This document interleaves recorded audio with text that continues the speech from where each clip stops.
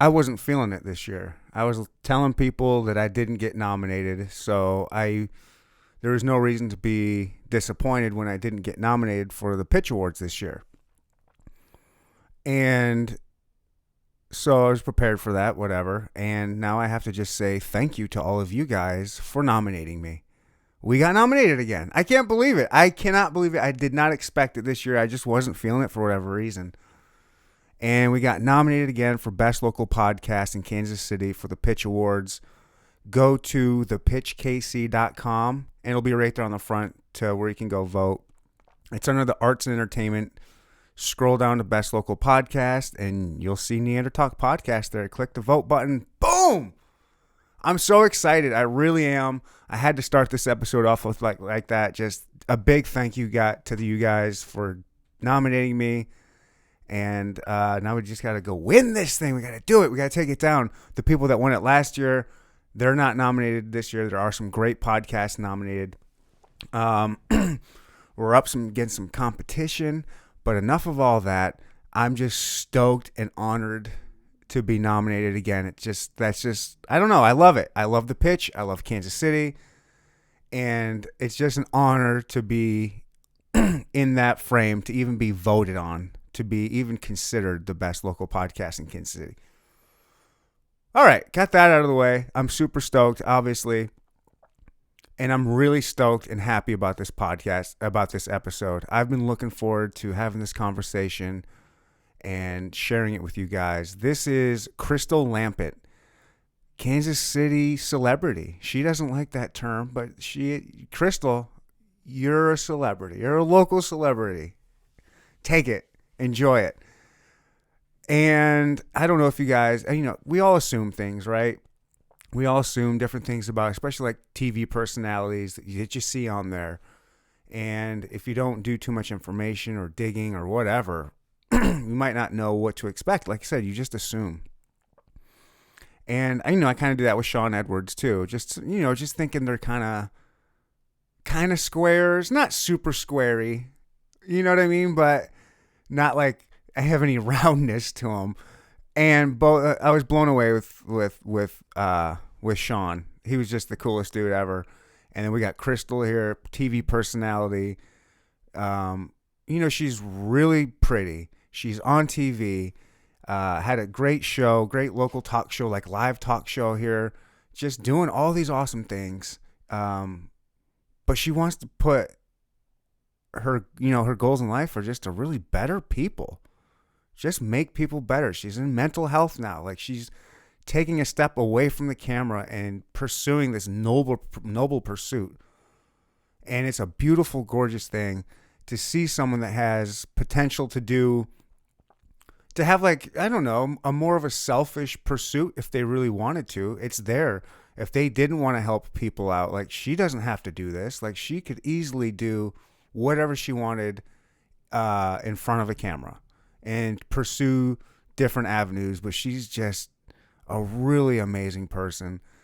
And I don't know, I'm not going to get too much more into it. Mental health is a big thing with her, and trauma healing. And this was a fascinating episode. And it was really cool to see someone like this make a pursuit in their life to just better humans. She's just trying to help out humankind.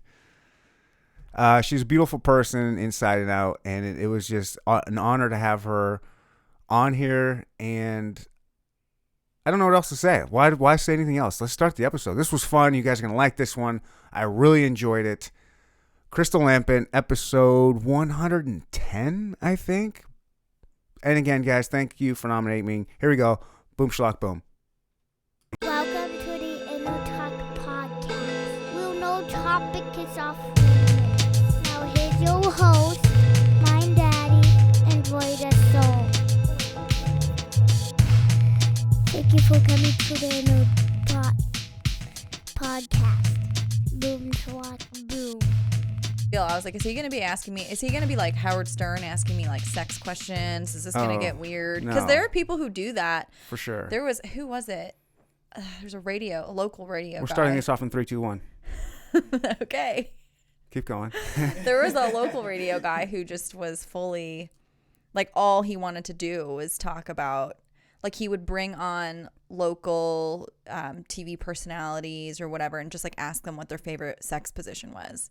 So I had to check you out first because I was just like, oh my God. And I'd met you. You've been on our morning show, so I didn't get any, you can tell when people have weird vibes. Oh, 100%. Yeah. But I just wanted to know, I was like, what does he ask his guests? Is he going to be like, so Crystle, what's your favorite position? And then I was going to have to be like, all right, get me the F out of here. No, I wasn't. No, this is great. Instead, you're like, why, No. Instead, you're like, have some whiskey. Yeah. Here's some water. Yeah, well, I like to kind of see a lot of times what the guests want to drink. And a lot of times I just would say, hey, what do you want to drink? And I think they would always assume I'm an alcohol. Oh, sure. And I'm always fine with that. You prefaced it with, it doesn't have to be alcohol. I've changed it because I don't want people to think like, oh my gosh, it's noon on a Sunday and we're going to go get, we're going to start drinking. Like, sometimes, yeah. But not all the time, so I just want to make sure. Like, and you were like, yeah, I like water. I'm a water girl. I drink water 99% of the time, like all humans should. But if I were to pick, the only other things I drink are whiskey and coconut water. Coconut water? Yeah. I'm a big. It's good. It's hydrating. I've tried it. It's good. It's good for you. But no, I like whiskey. I haven't been drinking a lot of it because it's it's potent and none of the bars have been open. But apparently you have discovered all the bars that even during COVID, you're like, I'm bar hopping. How is that even possible? Is that a joke? Were you just making that up? No. I'll show you my phone. I'll show you all my pictures and videos of every week and all these drinks. How many humans have you interacted with then? I have interacted with a lot. I'm so scared to be sitting this close to you right now. You are? I wear my mask. I'm outside. Okay, here's the thing. Okay. I'm not an idiot about it. Okay. So the science about it is you're not going to get it in sunlight. The sunlight kills it immediately. Okay. So I'm outside a lot. Don't roll your eyes. That's Don't roll your eyes. This is science based. It does. Science kills this. The sun doesn't kill it like immediately though. Boom. It has to be a certain temperature. I hate it. The sun hits it. Even UV light hits it. UV light kills it. Yeah. It does, but it doesn't. But what if it's cloudy? Or there are other factors that go into that. It's not just like. And look, I wear my mask. Trust you. I wear my mask. Okay. Because you have to. Yeah. And then I stay outside when I can, and I social distance too. I didn't even know that there were places that. Oh my gosh. I know there's like the odd restaurant because I've been to like a patio here and there. Mm-hmm. But I didn't think there were a lot of actual bars open. So I like the Crossroads, River Market. Like the streetcar is great. Like I'll hop off and out in the streetcar and like go to some of the places that are on there. So, Harry's Country Club in the River Market. I love that place. Mm-hmm. Yeah. That's whiskey every Sunday, 40% off their medicine cabinet. So I found out, they have a High West one that's $20 for a shot. But you go there for 40, when it's 40% off, it's like $12. And it is the most amazing. It's a High West one. I don't ever take shots of whiskey though. No, it's not for a shot. I mean, pour. Sure. It's it's not a shot. It's you put it in a glass like this and you sip on it and it's so good. And this is very good, by the way. So I just had like my first sip. This is phenomenal. This is the High West whiskey. What do you typically drink? This is the American Prairie Bourbon.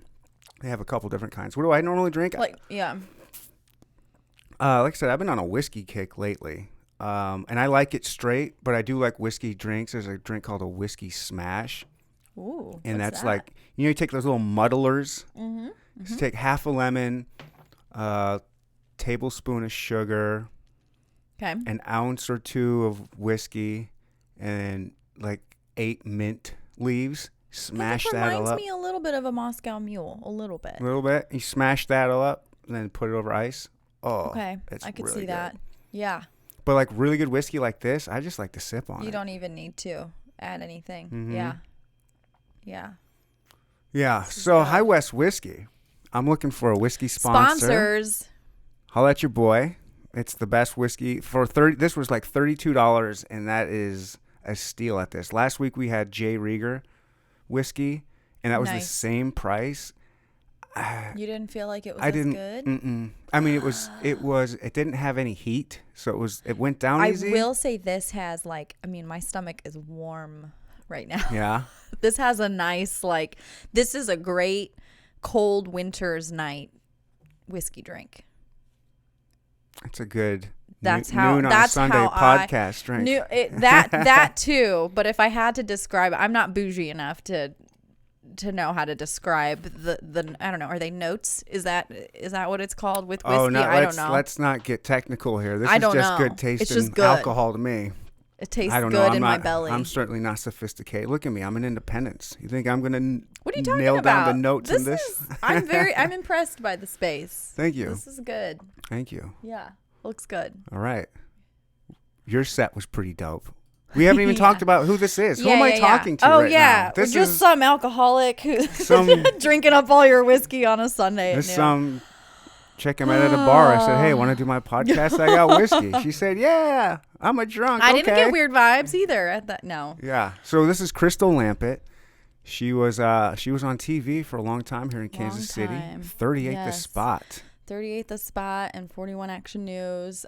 For Kansas City listeners, do you have a big KC Half audience? Of my audience is Kansas City. So you guys will be familiar with it. I jumped around for a little bit. I worked in television for, forever. Since I was 18, I was working behind the scenes, and I worked in it for well over a decade.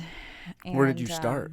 I started at I worked for an independent filmmaker in Overland Park, and she produces, I'm really excited, plug, so it's for Horizon Productions is the name of her company, and she has a documentary called Transhood coming out really soon, and also my best friend works there now too, works with her, and it's all about kids transitioning into, whatever, a different sex, and it was pretty cool. I was a production coordinator was technically my title, but I did a lot of other stuff too.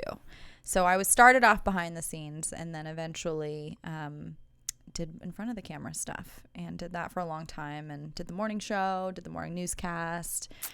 Yeah. Did some reporting for Sporting KC, did all sorts of stuff. Okay. Yeah. It was a good solid 8 years of hustle. Nice. Yeah. Did you love it? I did. Yeah. It was a really great first kind of I guess big girl job, because anybody who works in film or media, that there's a lot of hustling freelance. Okay. There are not a lot of full-time 401k, grown up jobs in media. And the ones that there are very few and far between. So being on air at all is just, there are very few jobs. So when I actually initially started at the station, it was part-time, and I was still working for the independent filmmaker, and I was still doing all that stuff part of the time as well. So it took a while before I finally was like, okay, I need to stop working 14 jobs. And I asked the station, can I come on full time? And so it was kind of my first, I would say big girl job, because prior to that I was doing really cool stuff. Like what? And we were working with the production company that I was at previously, I was getting to be a really, closely involved in the pitching process of coming up with a pitch reel or a sizzle reel, if you will. Okay. And then my boss would take these to all the networks in LA and New York, and she would shop them around, and a lot of her work ended up, do you remember WeTV, Women's Entertainment Network? Mm-hmm. So some of her stuff aired on there. High School Confidential was one of those, and Transhood is on HBO. That's going to be, I think it's coming out in September now. I'm going to have to ask Sam, my best friend is busy with that, but that's going to be out on HBO. That's a big deal. So I wasn't involved in any of that. No, I know this that, was but the still stuff for which her, this is what she was doing. Oh, cool. And so I got to be a part of that process back in the day. But it's also, it was just like a contract job. There were really no benefits, and I was getting to where I was like, maybe I should settle down a little bit, which is hilarious now because I was like 23. I'm like, I was thinking that's way ahead of the game. Yeah. But then I was thinking, but you're a woman, like women. Yeah. You know, you guys mature faster. You're like, Sure, start thinking about that things. Like, yeah. I think I'm not supposed to mature for another 3 more years. How old are you? 40. 40. When did you turn 40? October 26th. So I'm Happy almost belated. 41. Yeah. Look how gray my beard is. It is. It's getting salt and pepper. Oh, I think like the last time I saw you, it was even more youthful. I might not have really I don't had know. much of it. I didn't. I think you had shaved it off. Probably or close to it. Yeah. This has been the quarantine. Like since quarantine started, The I've just been quarantine like, beard. boom. I'm just gonna let it keep going. Good. It looks good. Thanks. You should keep. Well, see, like men look good with the salt and pepper. It makes you look distinguished. That's what I Women keep hearing. don't really want to do. Yeah, we're like, oh, let's cover up the grays. Yeah. And, you know. It's a hassle having a beard. Do you have to like condition that? I wash it and I oil it, and my mustache is crazy. Like just so when I've grown beards before, and I usually line up the lip so you can eat, and so that it just looks so you can lip. And now you just look. This is why I haven't gotten COVID. I have a natural mask. Like this beard just it sees the virus and it just grabs it and kills it immediately. Like this is a manly beard. Does it have Crystle a Lampitt. built-in UV light feature? Yes, it is does. That what you're It telling emanates me? UV light, Underneath yes. there. Yeah, Kills it on contact. Elon Musk Okay. made me a specially designed mask for under my beard. I promise you, it works. Brought to you by Dr. Ryan. Yes. Yep. So what you're saying is I need to grow a beard, basically. I need to have a. Yeah. Okay. I'll work on that. See Okay. what I can do. I'm just gonna shave mine and give it away for You charity. could do like beard extensions. Yes. I'm sure that's a thing. It's gotta be Real right? human hair, for men that can't beard really grow a extension. beard. Because I know isn't that kind of a thing too? Like guys who can't grow beards feel kind of insecure about it. I wouldn't know, but I don't know. I know I wouldn't know because Have clearly you I have seen this? No, it's not that. But I think there is something there because I get more compliments on my beard from men than I do women. Sure. And there are, you do get a lot of time. I wish I could grow a beard. I wish I could grow a beard like Yeah. that. When I grow mine, it's all scraggly, but then you still see patchy. Yeah, and you still see guys that try to do that. And it's just why it doesn't. If you can't do it right, Yeah. don't do it. Yeah. I've seen those have you seen those like hair powder commercials? They're like, so it's basically powder that is tinted to match, black, brown, whatever your hair color is. And Covers up your bald it spot. covers up your bald spots. And so I've seen like those commercials where they'll use it on their head, because men have the male pattern baldness, and it's like these fibers. So it's a powder with these big fibers that make it look like you have hair. And I've seen them. You can use it on like beards too. It just latches onto your little your tiny microscopic hairs. Okay. So I don't know. Beauty tips. Apparently, I'm doing men's beauty tips now. Keep it up. We'll get you successful. I don't know another. anything about this. That's just what made me think of, because I know guys are so like weird if they can't get a full beard. They're kind of like, oh, mine's all patchy and scraggly, and I'm like, God, what a strange thing to be insecure about. But I get, there are weirder things. We all have our strange insecurities. So Oh, for sure. yeah. Yeah, let me just give you my list here of what mine are. How much time do you have? How much time do you have? I poured myself a shot because I said how nervous I was to talk to you. So why are you nervous? I don't I'm really not. understand. I'm really not. Okay, I'm like, you do Because this. you're a this is- celebrity. This is episode, not really, but I mean, Cheers, Charles. Charles off mic. Charles is a celebrity. Yeah, he is. Charles Hey, just dropped his. When did you drop your album? He just dropped a song. Just dropped a new song New called single. called Paper Lotus.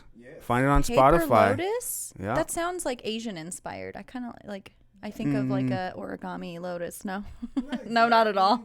I'm just reading into it based on my background. It's something like that, though. Okay, I want to check this out. Thank you. You're welcome. Oh, Ooh, that is good. it is. I really- went straight from my Sunday morning coffee to this whiskey. Yes. Yeah. I will. Yeah, you have surprised me. How so? I'm just. It's my own. It shouldn't be like. But like you assume things. Like I assume, like and Sean Edwards. Do you know him? No. Fox 4 movie critic. Okay.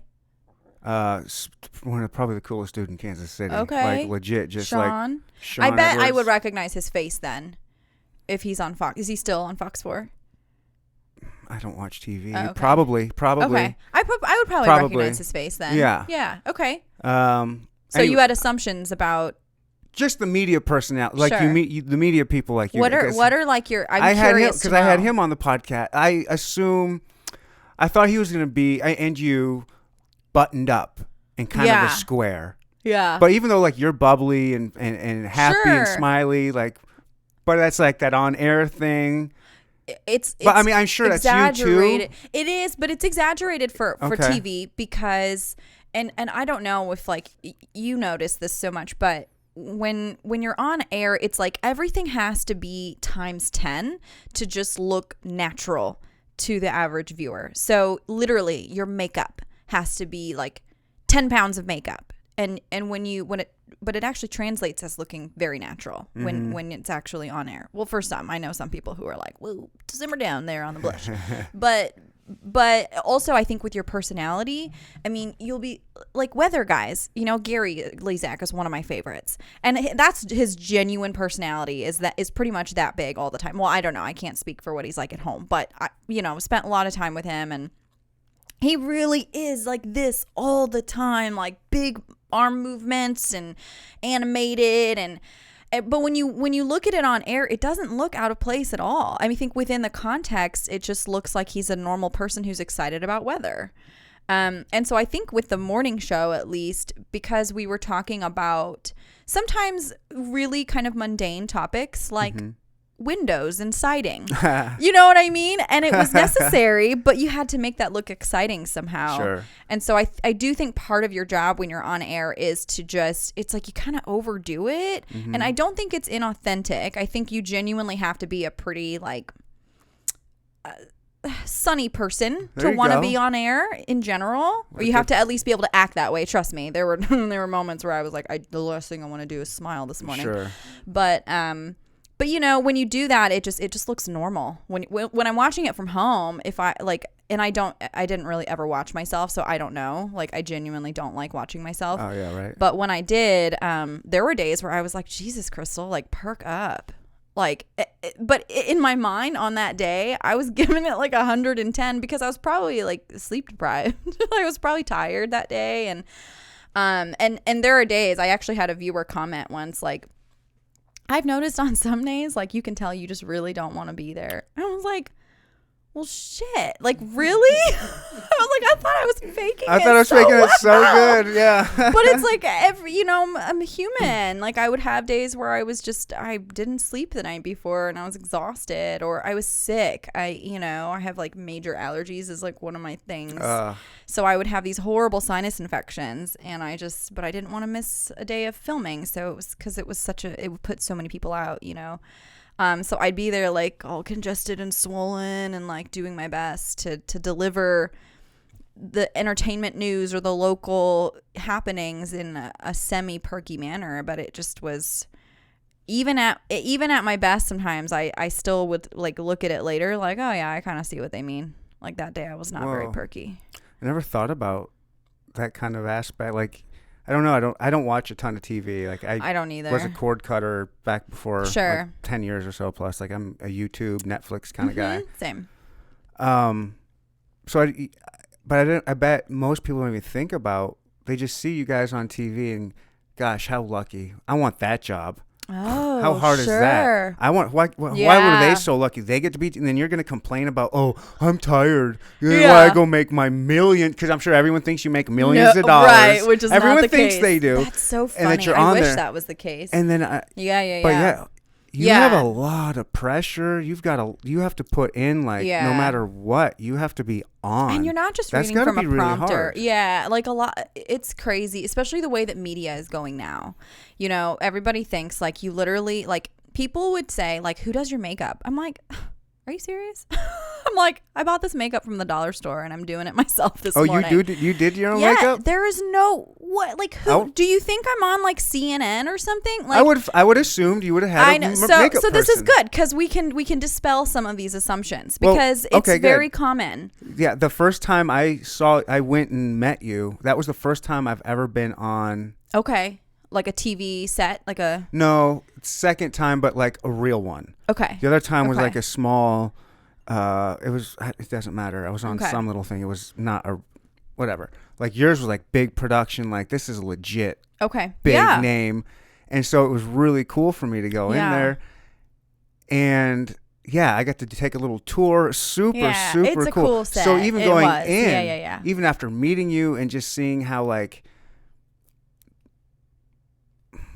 you were over the top on that set. Like you just look like super dressed up. Your makeup is all on point. You got your heels on. You got the lights. And you're like the star. Like you're talking to everybody. Funny. Like you're just like I'm wheeling you. Like you're. It is very fast paced. I will say you are running on so much adrenaline because when you're shoving that many people into a 1 hour show, so it was a live daily show, which meant that we had to book people every single day.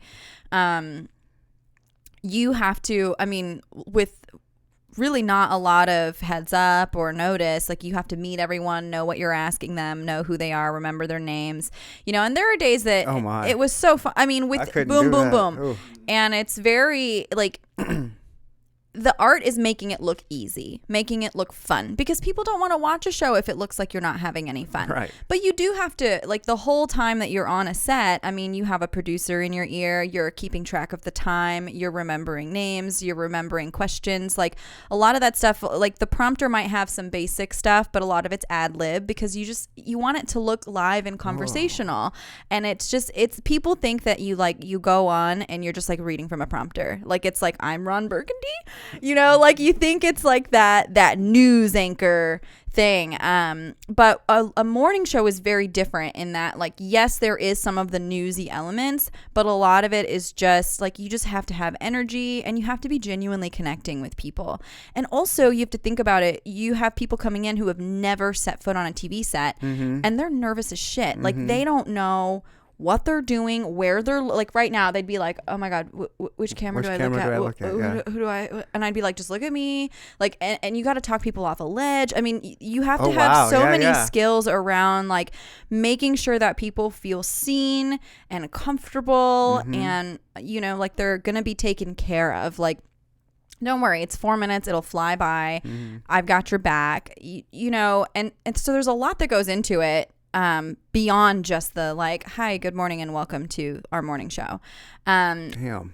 And the booking and the writing and the shooting and editing. If you work in media now, you have to know how to do all of that. So that helped me because I was a videographer and an editor freelance before. That's what I was doing at the independent filmmakers position that I was in. So I kind of already did a lot of that. So it translated really well. Are you kind of nerdy? I'm a total nerd. I mean, look at what I'm transitioning into. Yeah. Well, yeah, we'll get there. I'm like, I'm not like and it was very strange for me for a long time because I feel like a lot of people on television, they genuinely do like being on TV. I saw it as more of a platform. Like, here's a way that I can spread my message. Not so much as a way of like, I want people to look at me. And I don't actually like shopping. I don't like makeup. I don't like doing my hair. Like, this is how this is even like pretty done up. I showered this morning. I'm just making myself sound like a slob, but like, I did too. Like, it is very dressed up. Like, you walk onto that set and it's lights and cameras and heels and everybody is very buttoned up, and that's the role. But naturally, a lot of that's not me. It just was sort of like, this is what I need to do. This is my job. This is what my the job requires. And I need to be professional.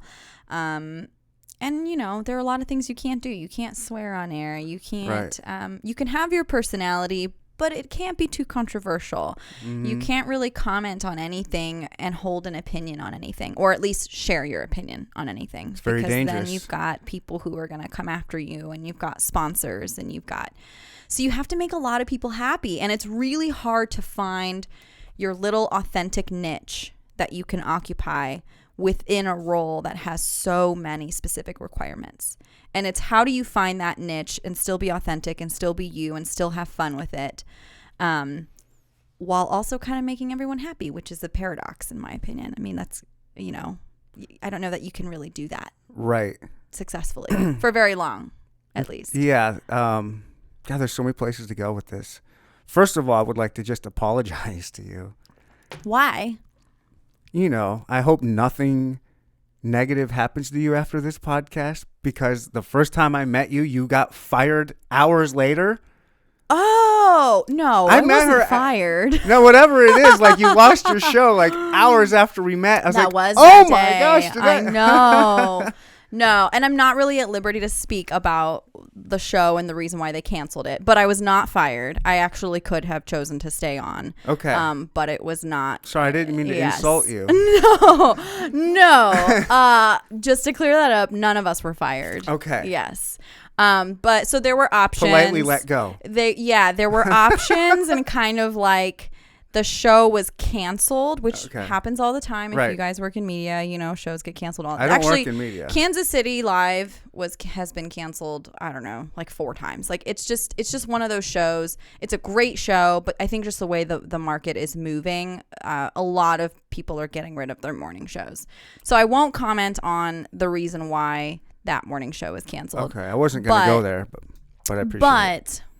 No, that was for me, it was more of an intentional decision after that happened, as a nudge to go fully into where I've been heading, which is into the mental health field. So I've been in my program for 2 years already, at KU, getting my master's in social work. So that was kind of already in the works for me. And when the show got canceled, like there were other things I could have tried out for at the station, and I could have continued doing a lot of the stuff that I was already doing, but I felt like without the morning show, it just didn't feel like a good fit anymore. Because the morning show was the most it had the most creative freedom. Okay. So I could talk about mental health. I started a segment called Mental Health Minute, and I got so much feedback about that was really positive. And I finally felt like I was finding a spot where I could actually do what I wanted to do, which was talk about wellness and mental health and reduce the stigma associated with that. And so when the show was canceled, it was kind of like, I can't do this anywhere else. None of the other platforms that would have been available to me, I wouldn't have been able to speak about that. And I wouldn't have had my co-host. I wouldn't have had, any of the people that made that job so wonderful for me. I mean, some of them were still there, but I wouldn't necessarily be working directly with them. Right. It changes everything. Okay. And so I felt like, okay, this is my 8-year anniversary. Like, I feel like this is just a sign for me. And I was working 14 hours a day. Really? And I was not sleeping. I was exhausted, and I was having health issues. Like, I just was like, 14 this hours is my a day sign. there? No, between there and my internship, because I was taking therapy clients at night. So I would go to work all day. I would, get there, do the morning show, get all the prep ready for the show, do the show live. And then in the afternoon, we would do any of our pre-recorded shoots that we needed to do, any kind of booking or corresponding with clients. And then I would go straight from there to my internship at a local therapy office. And I would take clients all night until 9 o'clock. Nice. And then I would get home at 9:30, 10, do my homework. And then I would do it all over. I mean, it was insane. Oh my gosh. And then on Saturdays I had class. So it was just between juggling my master's program and working full time. And then I do volunteer stuff on the side and emceeing and all. And, I like to do stuff like this, podcasts. It got to be a lot. So I feel like when the show got canceled, it was kind of my sign to just be like, something's got to give. Okay. And if you're going to commit to working in mental health and being a therapist and really helping people with what you say you want to do, now is the time. So you're either going to step up and fully commit to it, or you're going to try to still kind of do both. And I wouldn't say I was half-assing anything. I felt like I was giving 120% every day, but it was just wearing me down, and my body was kind of giving out and letting me know. That day I met you, your last day, you were... I was probably drinking a lot of coffee. As professional, I mean... Thank you. I don't know what to I say. came off that way. Oh my gosh, I you was came like up dying like I was inside. like I was kind of like we were like the whole thing. Why I was even there was just I had Dr. Susan. You were Harris. with Susan, yeah. I had Susan. I on love the, her. She's the best. Susan, I miss you. That is one thing I miss. Susan, Jasper, all the chefs that came in, and coaches. Yeah. Anyway, Susan was the best. I had her on the podcast, and I made some comment about me having a crush on you or something. Whatever. Really? Yeah. Oh, yeah. And she's like, "Oh my gosh, I know her." Blah blah blah. I'll take you to introduce her. And blah funny. blah. Like we had like this whole conversation, but I was excited to go see it and like meet you. But I was really excited to go see the whole station, how everything worked out, and everything. I was like, "Oh, this is so exciting!" And so that's why I was there that day. And anything that happened, and then you did say one of the worst things somebody like you could have said to me afterwards. What did I say? Well, I said, like, "I'm sorry you're not there anymore, blah, blah, blah." And you're like, "Oh, me too, because I really wanted to have you on the show." I was like, "No!" Oh, yeah. But that's a compliment, right? I know. Don't tell me that. Like, know. oh. Well, who would have known like 6 months later I'd be on your show? It all worked out. Yeah. I don't think my show has the reach that Action 41 does. Well, I mean, I did think that too. I was like, because I love that because we meet random people that I'm like, oh, you know what? You know who would be a great guest to have on? I mean, that's how I've gotten just so many. So whenever we don't have a spot filled, that's when we just reach out of our back pockets like, oh, remember that one person that we met? And then sometimes we have space to fill. Yeah. And then we can just have like cool podcasts on or local artists or I loved having therapists on, obviously, because I'm totally agended. But I liked having local therapists on, relationship coaches, because Kristen it's Thomas. fun. Kristen Thomas. What getting up? to talk about like all at your boy, Kristen. Sex. I love that you know her. Isn't she great? We're very good Open the friends. Doors Coaching. Open the Doors Coaching. Kristen is amazing. She's been on a couple times. We're good friends, yeah. And she talks about sex so openly and she has such a healthy dialogue around it. Now I know what her favorite position is. Oh, well, she I'm just probably kidding. talked about it. Within that context. Okay. Yeah, I mean, and that was why I loved that job. Right. Because yes, we had to do the clients and we had the scripted stuff that had to be very specific, but then we'd have all these little small areas where we could just have fun and be creative and just feature cool people. I mean, that's what the show was about, was featuring cool people. But of course we had to pay the bills too. Right. And even with our paid segments, we tried to make them really interesting, like windows and siding is really exciting if you're looking at windows and siding and you want to like talk about tips, and like we tried to make things bring some sort of value to your life. Right. But we all have biases, right? And I know that TV and the news, it's all about not being biased and not taking sides. But we're all human. We all have biases and we all have things that we care about more than others. And I really cared about mental health, and I wanted to talk to people about domestic violence, and I wanted to talk to women about building up their self-worth and not accepting anything less than a lot of the shit they were doled out. And I wanted to talk about especially young women, growing up with confidence. And I loved having people like Kristen Thomas to talk about things like sex, because it was so like almost pushing the envelope for morning. It's on the edge for morning television to be like, we're going to talk about sex.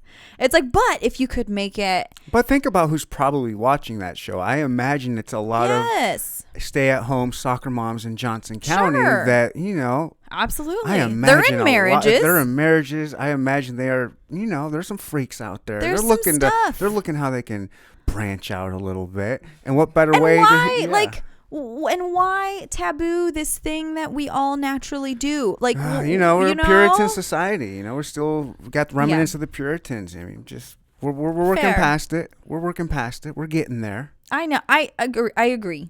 And I do think it was so nice to have an outlet that was sort of like, let's have these conversations in a really honest and respectful way. And we had to be careful. Again, there were always sort of standards and guidelines to work within. But those little pockets where I could Karens. talk about. You mean Karens? You're worried about the Karens of the world calling in. Oh, trust me, I'm very I had familiar. my 8-year-old watching, and you're talking about blah blah blah. Yeah. Actually, like, were you the Karen that wrote that? Because that is exactly an email that I That's got. every Karen's email. No, I'm not a Karen. I don't tell on anybody for anything. Middle name Karen. Ryan Karen Westa.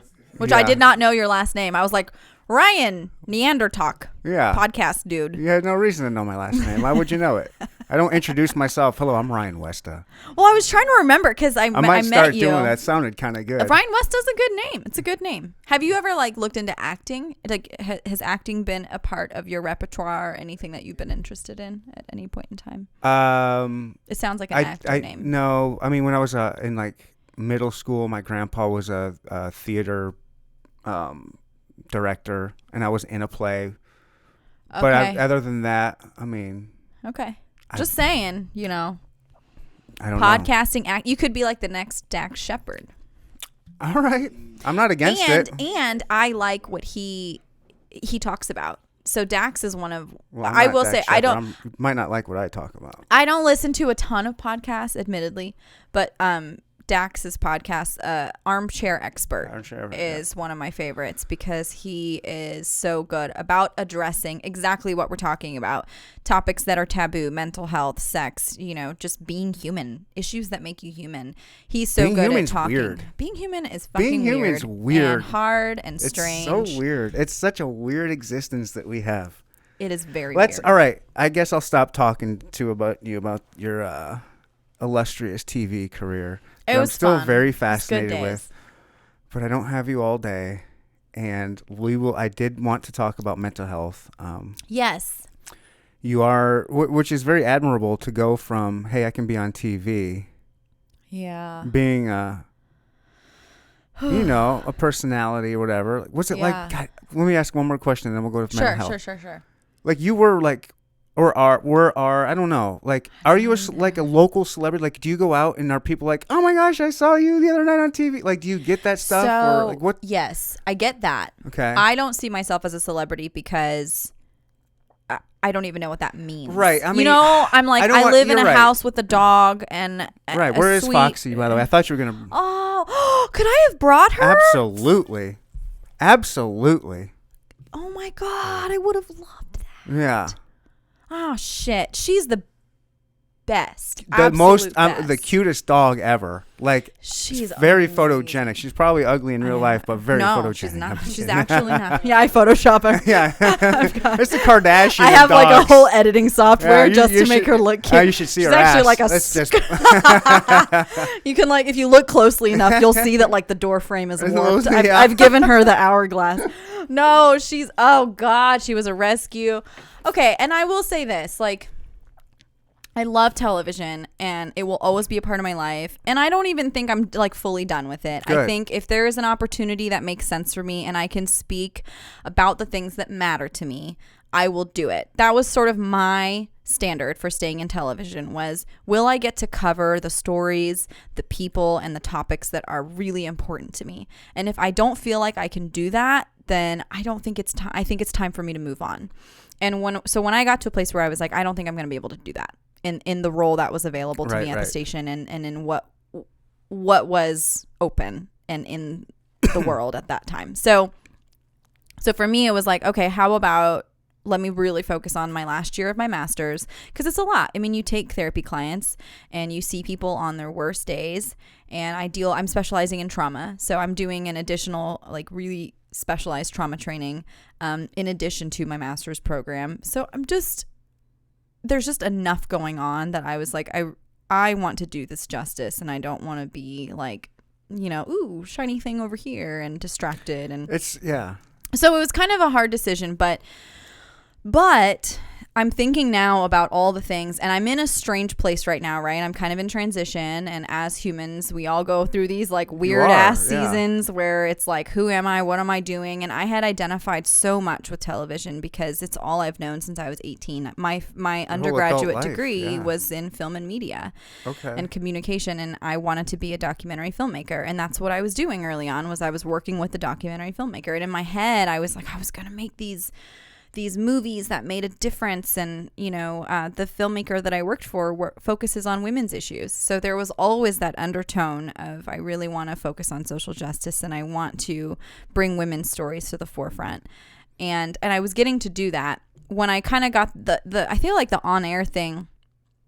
It was just, again, it was like another platform. It was another outlet. It was another way that I could talk about these things.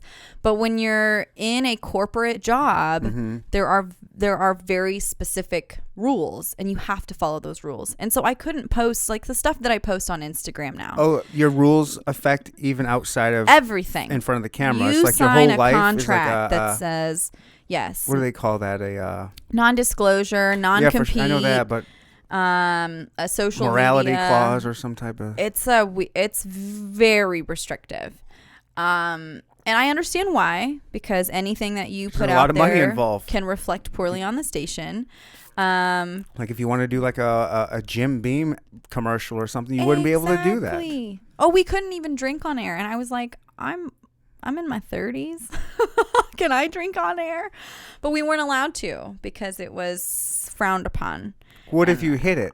Did anybody hide? Did you ever hide any whiskey in your coffee drink? Oh my God, no. But Bud Light was one of our clients at one time, and Bud Light gave me like a 36 pack. What do they come in 36 packs, 40 packs? Bud Light, I don't want you as a sponsor. Keep your money.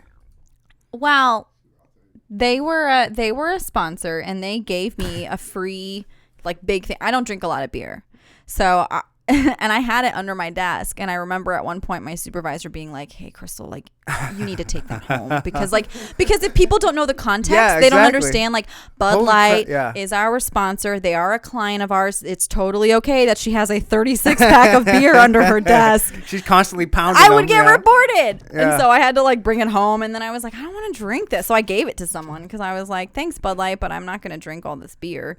But it's tricky. It's stuff like that. There are a lot of like oxymorons, it's like, don't drink and don't be too sassy and don't be too anything, but we have an alcohol sponsor. And if they come on, just talk about how great their product is, but don't touch it, don't carry it, don't drink it. And so I had to constantly walk this extremely fine line. And after a while, for me personally, it became exhausting because I couldn't imagine.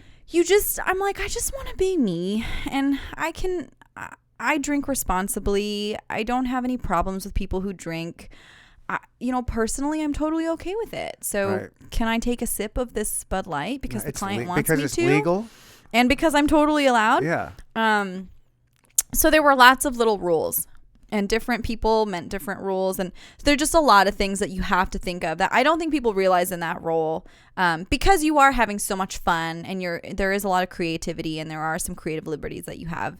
I think people don't think about all of the rules that you are boxed into. Mm-hmm. And that became tiring for me after a while because there is a level of cognitive dissonance, I think, that goes along with it. Like living this life where I'm like, I'm fine with this, but I can't do this because XYZ. And that's kind of tied to my income and my living. My life, yeah. Like maybe I need to follow those rules. Okay. Did you ever have to worry about like going out to a club or a bar and making sure? Mm-hmm. Yeah. Which luckily, so the good thing is I'm not a party girl at all. I really haven't been. So I used to model, and I had a chapter of my life where I was traveling. And I was modeling, and I was living in all these different countries, and I had a phase, right? Like we all kind of had our like. Oh, I remember 20s. My modeling phase. Yeah, no. Oh my God, I was partying phase. No, I'm talking about my modeling. Let me tell you about my Calvin Klein. Do you have a modeling phase? Did you have a modeling phase? No, it's very sweet that you would say that. No, I can see that, and especially with the beard. Like beards are really in. So I'm just saying. No, I did. Just saying. I'm screwing around. But like the early 20s, late teens, kind of just like going out phase. Like, Oh, you're still in it. No, You're still in it. Stop. How dare you? How dare you? However, I was, when I was in my early 20s, not still in it, but in it. Divorced phase. Like, after you get divorced. Oh, okay. And now I was like that. Fair. Straight. But now it's been a couple years. I'm not like that now. I'm not like, holla at your Okay, boy. Mr. Bar hopping. That's a joke. Like, that's a slight joke because I do go out. It's not like bar hopping for chicks. It's just I know. bar I'm just hopping, giving going you out, a having a hard good time. time. I have no I'm problems with sweating, I'm bars. sweating here. I'm under the microscope. What's going on here? Yeah, you me didn't, alone. you didn't know this was going to happen. Yeah, no, there is a point after a divorce, I think, Okay, and it's not just, you know what? When was your divorce? Oh man. And you don't have to answer these questions. No, I'll Okay. answer anything. Okay. I'm an open book. I've Okay. talked about Okay. mental health. I've talked about Yay, my that makes me issues. happy. I'm very, love this that. is a big mental health, like, 100%. the reason I do this podcast started out so I wouldn't. I was in a dark place in my life, and I needed something to help get myself out of that dark place. I needed, my God. I needed something, and so it was. Oh, I love that. Building this studio and giving me something to That's work cool. on and to do and to. I don't want to say give my life purpose and meaning because I have my kids. But I don't have my kids all the time, so Yeah. I and you needed something just for you. Yes, I need something for me that is, I've said since before I started the podcast, I don't care if one person listens to the show or a million. Like, this is for me. I don't care. Like, this is selfishly, whatever you want to call it, this is my podcast, and it's for me, and it's to do to keep me. You know what I mean? What an awesome way to deal with something really tragic too that didn't devolve into.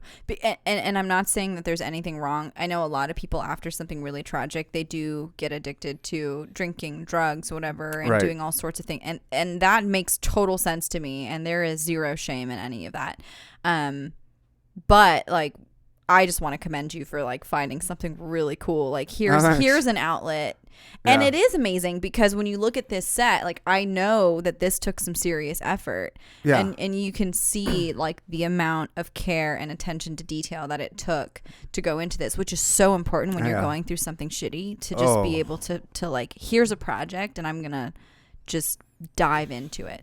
It saved my life, honestly. It just really just gave me something to do, and now I've it's like I kind of jokingly say it's a selfish pursuit, but ultimately I want to get it to a point to where it is help. Like, I love, like you were saying with your show, you want like all these cool people coming on. Like, I love art. I love local music. I love local comics. I love local everything. Like, and I want the show one day to be so big. Like, I just want to promote people that I think deserve to be seen and heard. And that's what it's turned into. It just keeps getting bigger and bigger, and it's just turning into something cool. That's cool. Yeah, well, I and love it started as something for yourself. Yeah. And now it's bigger than that. It's become something more than that, where you're actually reaching. Nah, fuck all them. It's still just for me. That's okay too. I'm just kidding. But like, what a wonderful byproduct Yeah. of something that started off as a really shitty situation and turning it into, I'm gonna do something with this now. I'm going to do something with all of this agony and stress. And I mean, so how long has it been now that you've been post-divorce on this new journey? I don't know how to answer that. I've been officially divorced, I want to say, for 2.5 years, but you're done before that, separated before that, checked mentally out before done. that. Sure. Like, so. Yeah. So it's been a minute. It's been a minute. So I started the podcast, and I did 2 or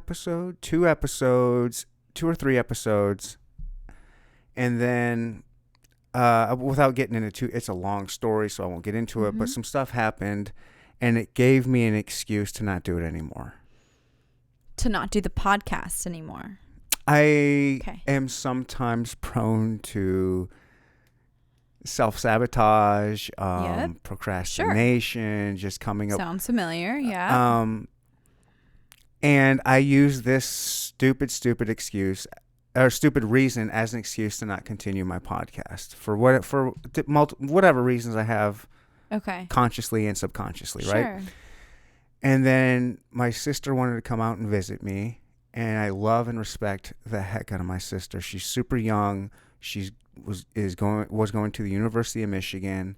She's very conservative on a very liberal campus, and she's starting these groups of like, hey, lefties, liberals, whoever, let's have conversations where they're not the constructive, honest, open conversations. And so she's into these organizations, and so she wanted to come on the podcast when she come to visit me. I was like, all right, I'll do the things I needed to do to start the podcast back up. Okay. And just for you. And because this was like 6 months since my second podcast where I just kind of...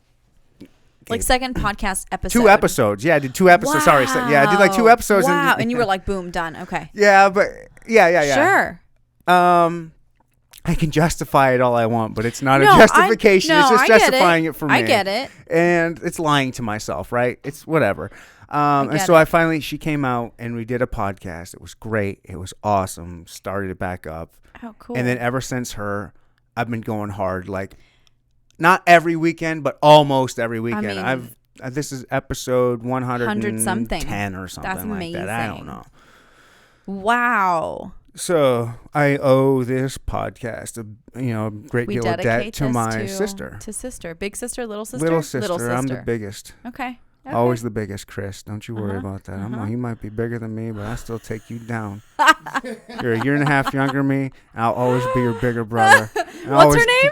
That's Katie, but my brother's Chris. Oh, okay. They're both younger than me. Was Chris. Oh, no, sorry. I started talking shit on my brother.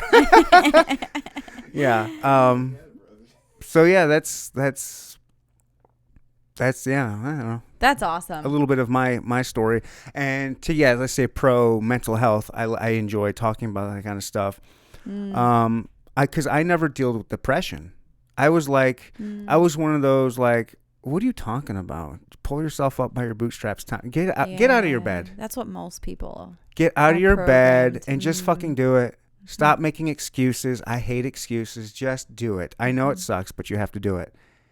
And then it just hit me. I was like, holy shit. I've gone through some stuff. Like, even though the divorce is like a good thing, like I tell people I'm happily divorced. I love being divorced. We've been divorced for 2 years. Yeah. I do love it. It's like sure. My ex. It was the right decision. It was the right decision, and we're cool. Like we're great co-parents. Yeah. Like no ill will. Like we're straight up. Like we're still family, but we're divorced, and I'm happily divorced. And but still, there's certain emotions that you go through that you don't maybe realize or think or anticipate that you're going to go through. And all of a sudden those hit me. What were some of those? The biggest, I'll lay down on a couch and cry about it and tell you.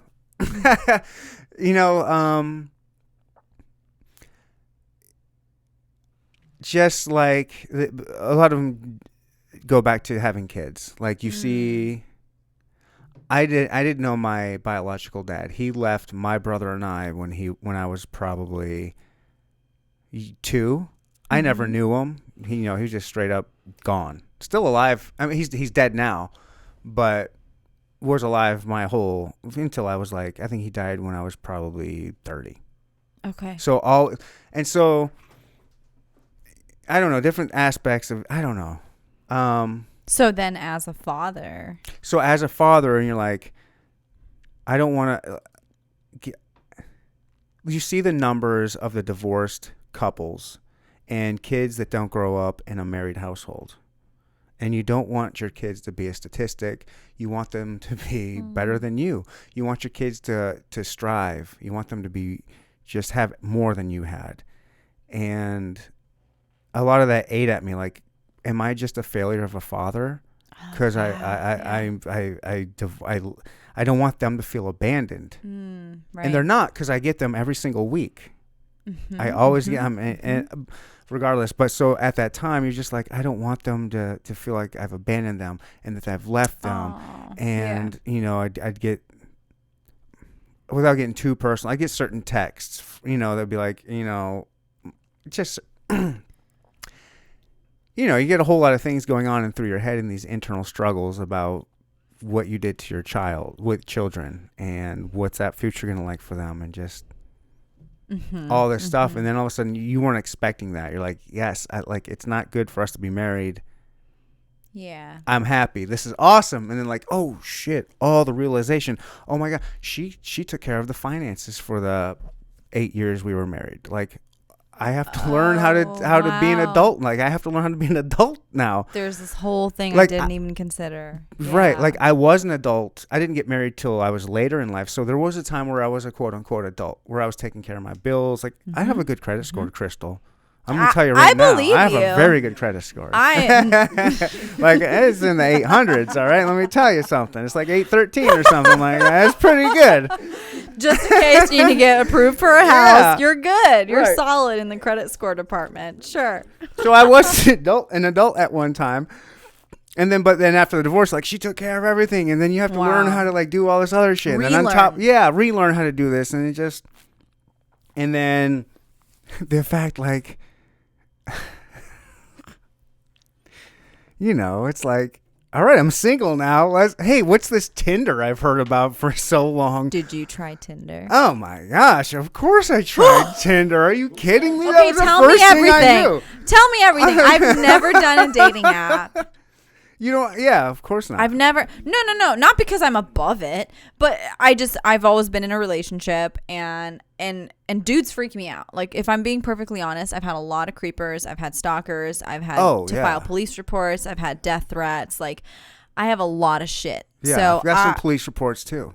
So I really, well, I'm not. I can't say I'm surprised. Wait, not on me. But no. I know. But I think God, I hate to reference this because Louis C.K. ended up being such a creep. Wait, but you know what I'm talking about. Charles knows what I'm talking about. Does he? The thing where he talks about women going on dates. Women's most dangerous predator is men. Period. I mean, not even going on dates. Like women's most dangerous predator is men. Well, it depends on where you live. Sue Aiken's up in the Arctic's got to worry about polar bears. Fair. You know, and I'm just gonna say, okay, fair. Yeah, I'm not getting attacked by a lion anytime soon. You're right. But you're right. no, but men are creepy. but they can be. And I'm heterosexual and I love men and I have a wonderful boyfriend who is the furthest thing. Cut this off. We're done. We're done. Bye. But I will say, it's scary. Dating is scary. And dating apps scare the crap out of me because I just don't know what I'm getting. I don't know. I tried long time before I was in TV. I tried eHarmony. Okay, that's like that's old school. That's the one. Not to date myself. If you're looking for a relationship, like that's where you go to eHarmony, which is 100% what I was looking for at the time. And I did. There was it was a free 2-week trial. Because of Valentine's Day. Nice. Very good marketing on eHarmony's part, right? Right. And I remember trying it and meeting a few people, and they were nice people, but so what I ran into was people not looking like their pictures at all. Catfished, we call that. Is that do you call that catfishing? It's called catfishing. Really? Yep. Oh wow. Okay, so I got catfished. You got catfished. Okay, so there was that. Son. And then there was people who I had just started my on-air career, and people who were like, "Oh my God, you're Crystle Lampitt." Oh. And then it got weird. That would get weird.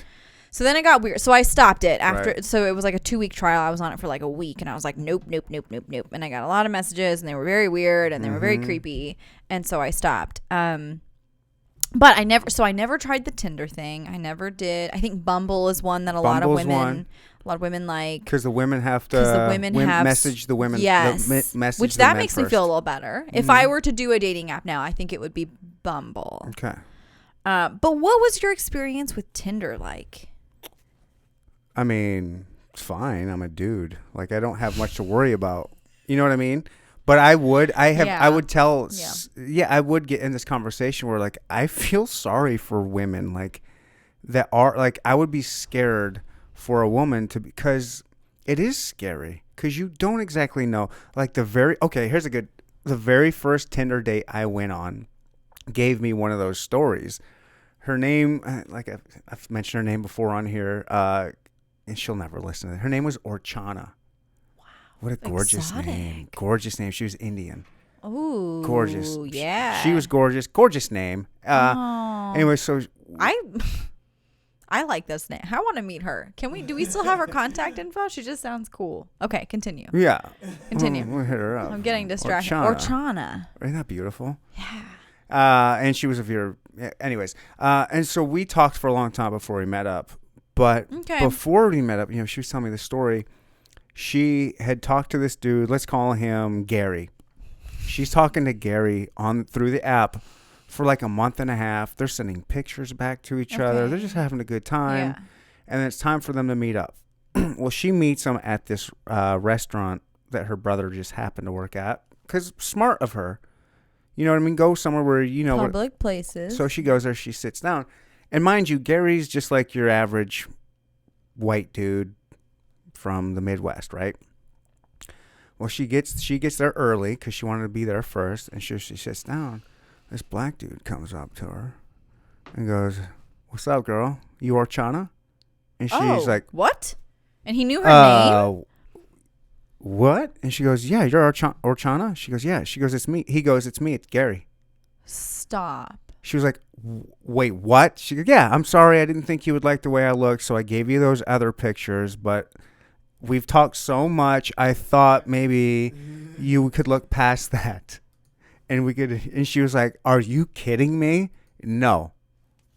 Okay, but this isn't a race thing. This is an honesty thing. It has nothing to do with race. The only race part is that Gary the black guy was pretending to be Gary the white guy. Fine, great. But whatever, appearance, whatever. This is an honesty thing. This is a transparency. And if you don't value honesty, what exactly are we doing here? It's even crazier than that. It's just the fact that this guy could pretend to be completely somebody different. He lied and expect to think that she was. Oh my God! How insane is that? Okay, that's wild. That's weird. But that's not a thing. Okay. So that's a horror story. That's a horror story. So what you do is if you're vibing with some dude and you're like having a conversations for a while, how do and you want to guarantee like what they actually look like? That I'm getting there, Crystal. Give me a minute. I'm a professional. I don't know if you've met no, many professionals before, but you're looking at not one. Because I'm interested in dating, but I genuinely this is fascinating. So if you're clicking with somebody and you're like, "Hey, I would like to meet up. Let's do something." FaceTime. Mm-hmm. Just FaceTime. That's it. That's what you got to do. Simple and smart. Yeah, I like that. Like, look, let me see who you really are before we go here. And even after I FaceTime you, we're meeting in a public spot.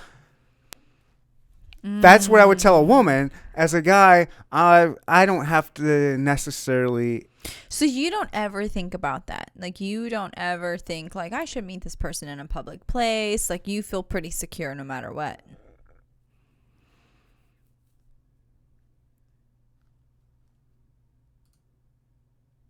I'm going to take your silence as a yes. No, I mean, like I said, I'll be real. I'm an open book. I've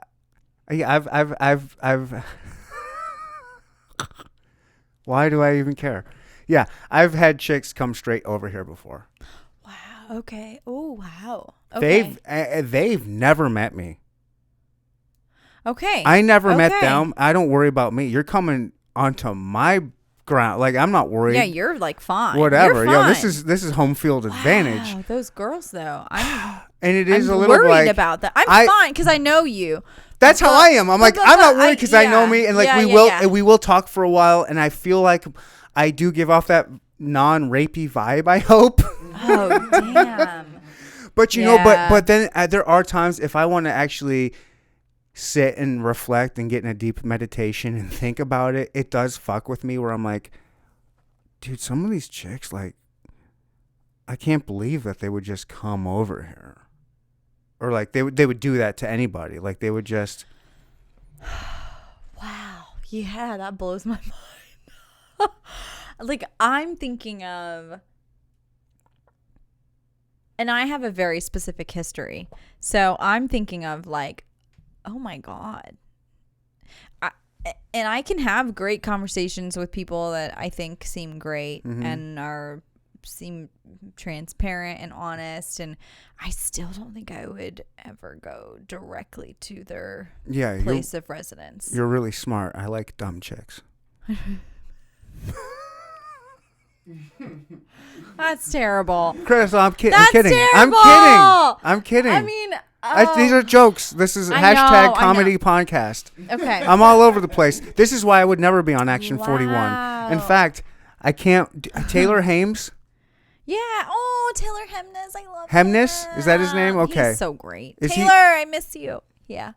Okay. Mm-hmm. A long time ago. Let's say a year and a half ago, roughly. He and whoever other people at Action 41, is that where Sure. they had a podcast. Maybe they still do. Yeah, they have. We have the. They have the movie reviewers podcast. We have a bunch. There's a bunch. There's a few. There's a Chiefs podcast. Okay. There's a movie review podcast. There's a food podcast. Yeah, yeah. Well, they had one. I think it was kind of more of a bullshitting podcast. Clearly, they wouldn't call that. I feel like this should be the genre of what these podcasts are. Hashtag bullshitting podcast. I'm going to use that hashtag. Yeah, on this I think it's post. very accurate and all encompassing. That's my podcast. Is strictly Yes, bullshitting. bullshitting podcast. But they did reference or market it as we want and enjoy local podcasts and want local podcasters on here to give them a spotlight. Okay. And I reached out to them. I was like, hey, I don't know if you'd be interested, but I have a local podcast. I wouldn't mind being on your show, like, because Sure. I'm all about branching out like that. Absolutely. And they checked it out, and he said, unfortunately, we listened to it and we enjoyed it. However, some of your adult content is a little too adult orientated or something like that. And we would just feel like some of our viewers Sure. wouldn't get behind us if we supported that. Okay. I was like, all right, no problem. I Okay. understand. I'm not safe Yeah. for Johnson County soccer mom. I get that. Okay. Okay. I have that written down somewhere. I know. Well, and these are the sort of like specific structural restrictions that I'm talking about. Okay. That accompany being in the public eye. Yeah. Like I wouldn't even say that it's. I wasn't offended. I know. I know what my podcast is. It's hard because it's like, I mean, and this goes with so much of just neutrality in general. So if you go on Instagram right now, it's like, that if you are a neutral, just kind of, I think some of the most successful Instagram accounts are the most neutral, passe, beauty and fashion, and this can't offend anyone, and they have like 1 million followers. But then if you look at the people who are standing up for certain values or social justice, or who are anti-racist, or connected to a specific corporation, they're the ones who, they don't have as many followers, but they get a lot more stress and a lot more hate because they stand for something.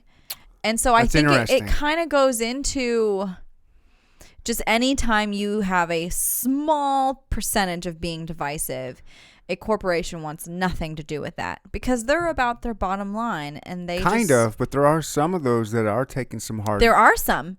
Yeah. And I think, and I admire that because they're willing to lose some customers because they're saying, hey, here are the measures that we're taking place to be an inclusive organization. And for me personally, I really admire that. Not everybody does. Crystle, a lot of people think. Judging by your Instagram, you're woke as fuck.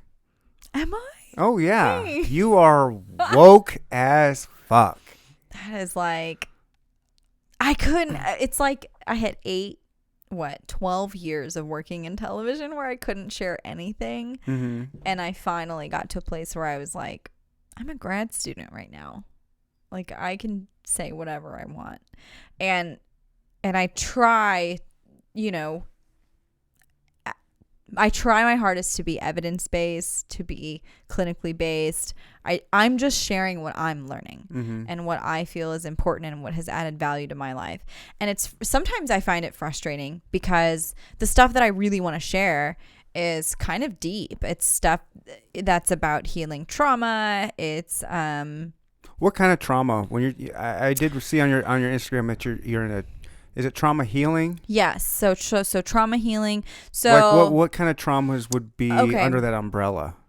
Everything. So what I'm specializing in is Like a trauma sort of bonding. trauma as a yes. So you know about trauma bonding. Okay, so trauma bonding is part of it. So there's two types of trauma if we're talking about it very generally. Of course. Very generally. Right. And any time you haven't gotten your master's yet, so this is just no. And also, and even with my master's, I would be careful to pathologize anything. just messing with you. Because, well, you know, like as soon as people say, oh, I have depression, and they identify with that, then it's really hard to get out of it. And as soon as you identify as having anxiety and that's not even as bad, but let's just say like, well, I'm just a depressed person. I'm just anxious.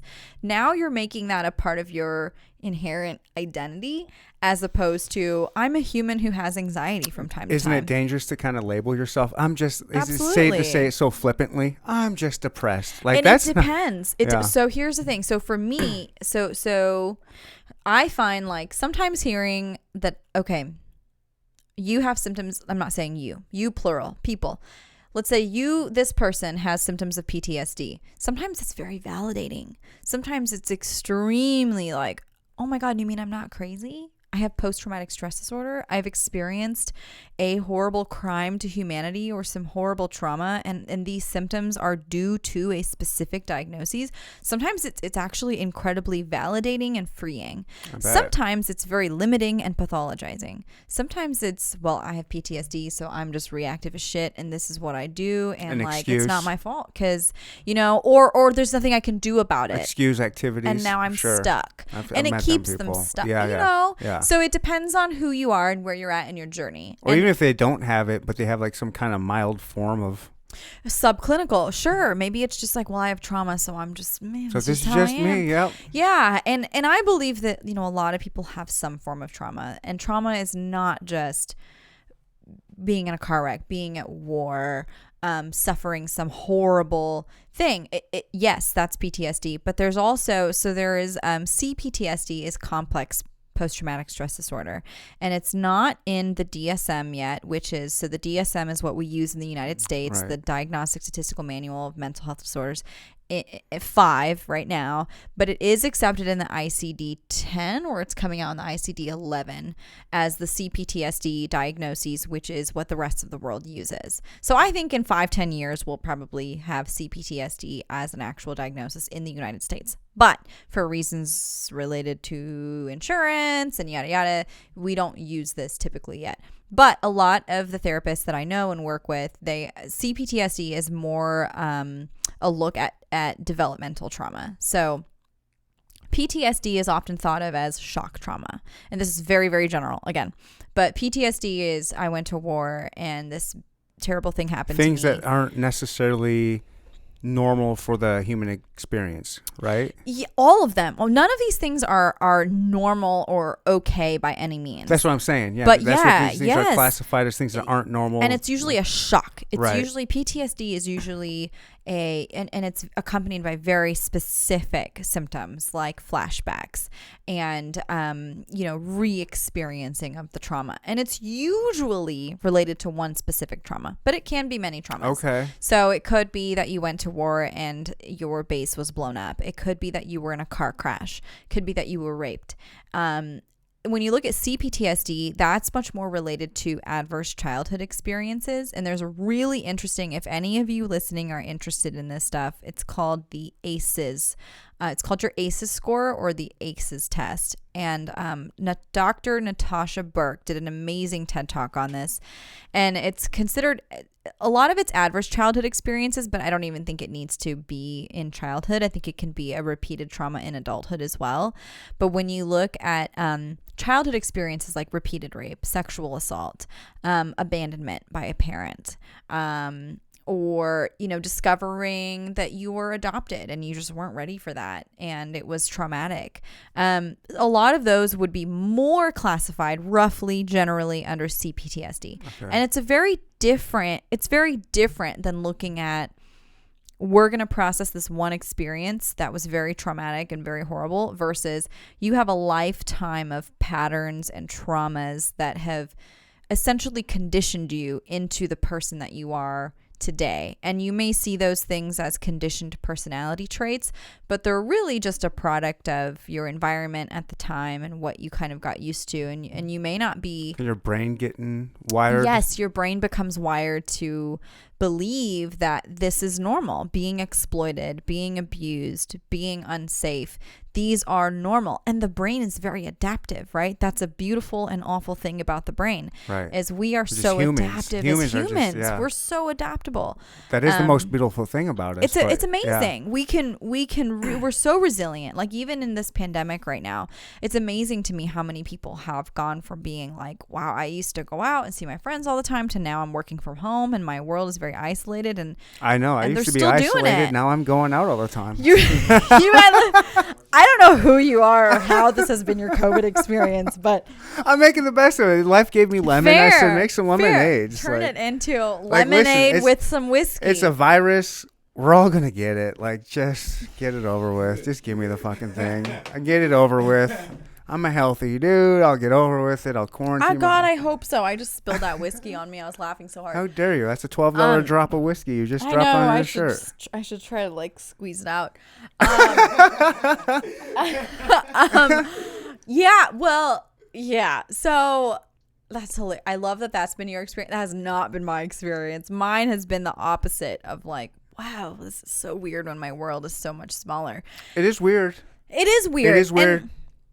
And here's the thing. I think a lot of people are adapting in really useful ways, temporarily, but I don't think a lot of them are sustainable. So like for me personally, I've been way more isolated than normal, but that's not something that I want to continue forever. No, that's horrible for humans. Absolutely. That's the worst We're thing. wired for connection, Yeah. right? So eventually I would like to be able to go back to my girls' happy hours. Why aren't and you my doing that? brunches. I'm doing some, but it's just more limited, and it's harder now. Like a lot of my friends, I was supposed to have coffee this yesterday morning with a girlfriend of mine, and she was exposed to COVID, and her brother had a positive COVID test, and she was like, so now I need to quarantine damn. for 10 days. So it's much harder right now to even just, before it's like you could just show up and be like, hey, what's up? What up? And now it's like, oh, they have kids, they have elderly people that they're taking care of or that they are around. I can't just pop up, So there's a lot more restrictions now. And amazing that we can adapt to that. And also long term, I don't think it's sustainable. And I think as humans, as long as we know there's kind of an end date, and I think as long as we know like this will end at some point in time, and whatever that is, because I think this is right now, a pandemic is a traumatic experience for a lot of people. And let's say you're in a situation where you're being abused or you're being sexually assaulted regularly.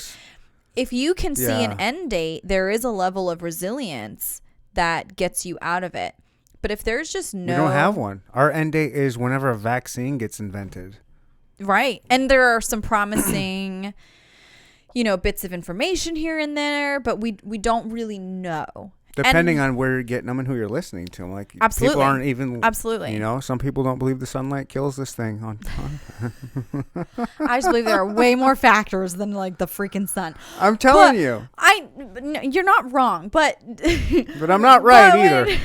I'm in this gray area. There's a lot of gray I area. live in the gray area. Okay, Let me tell you. people are complex.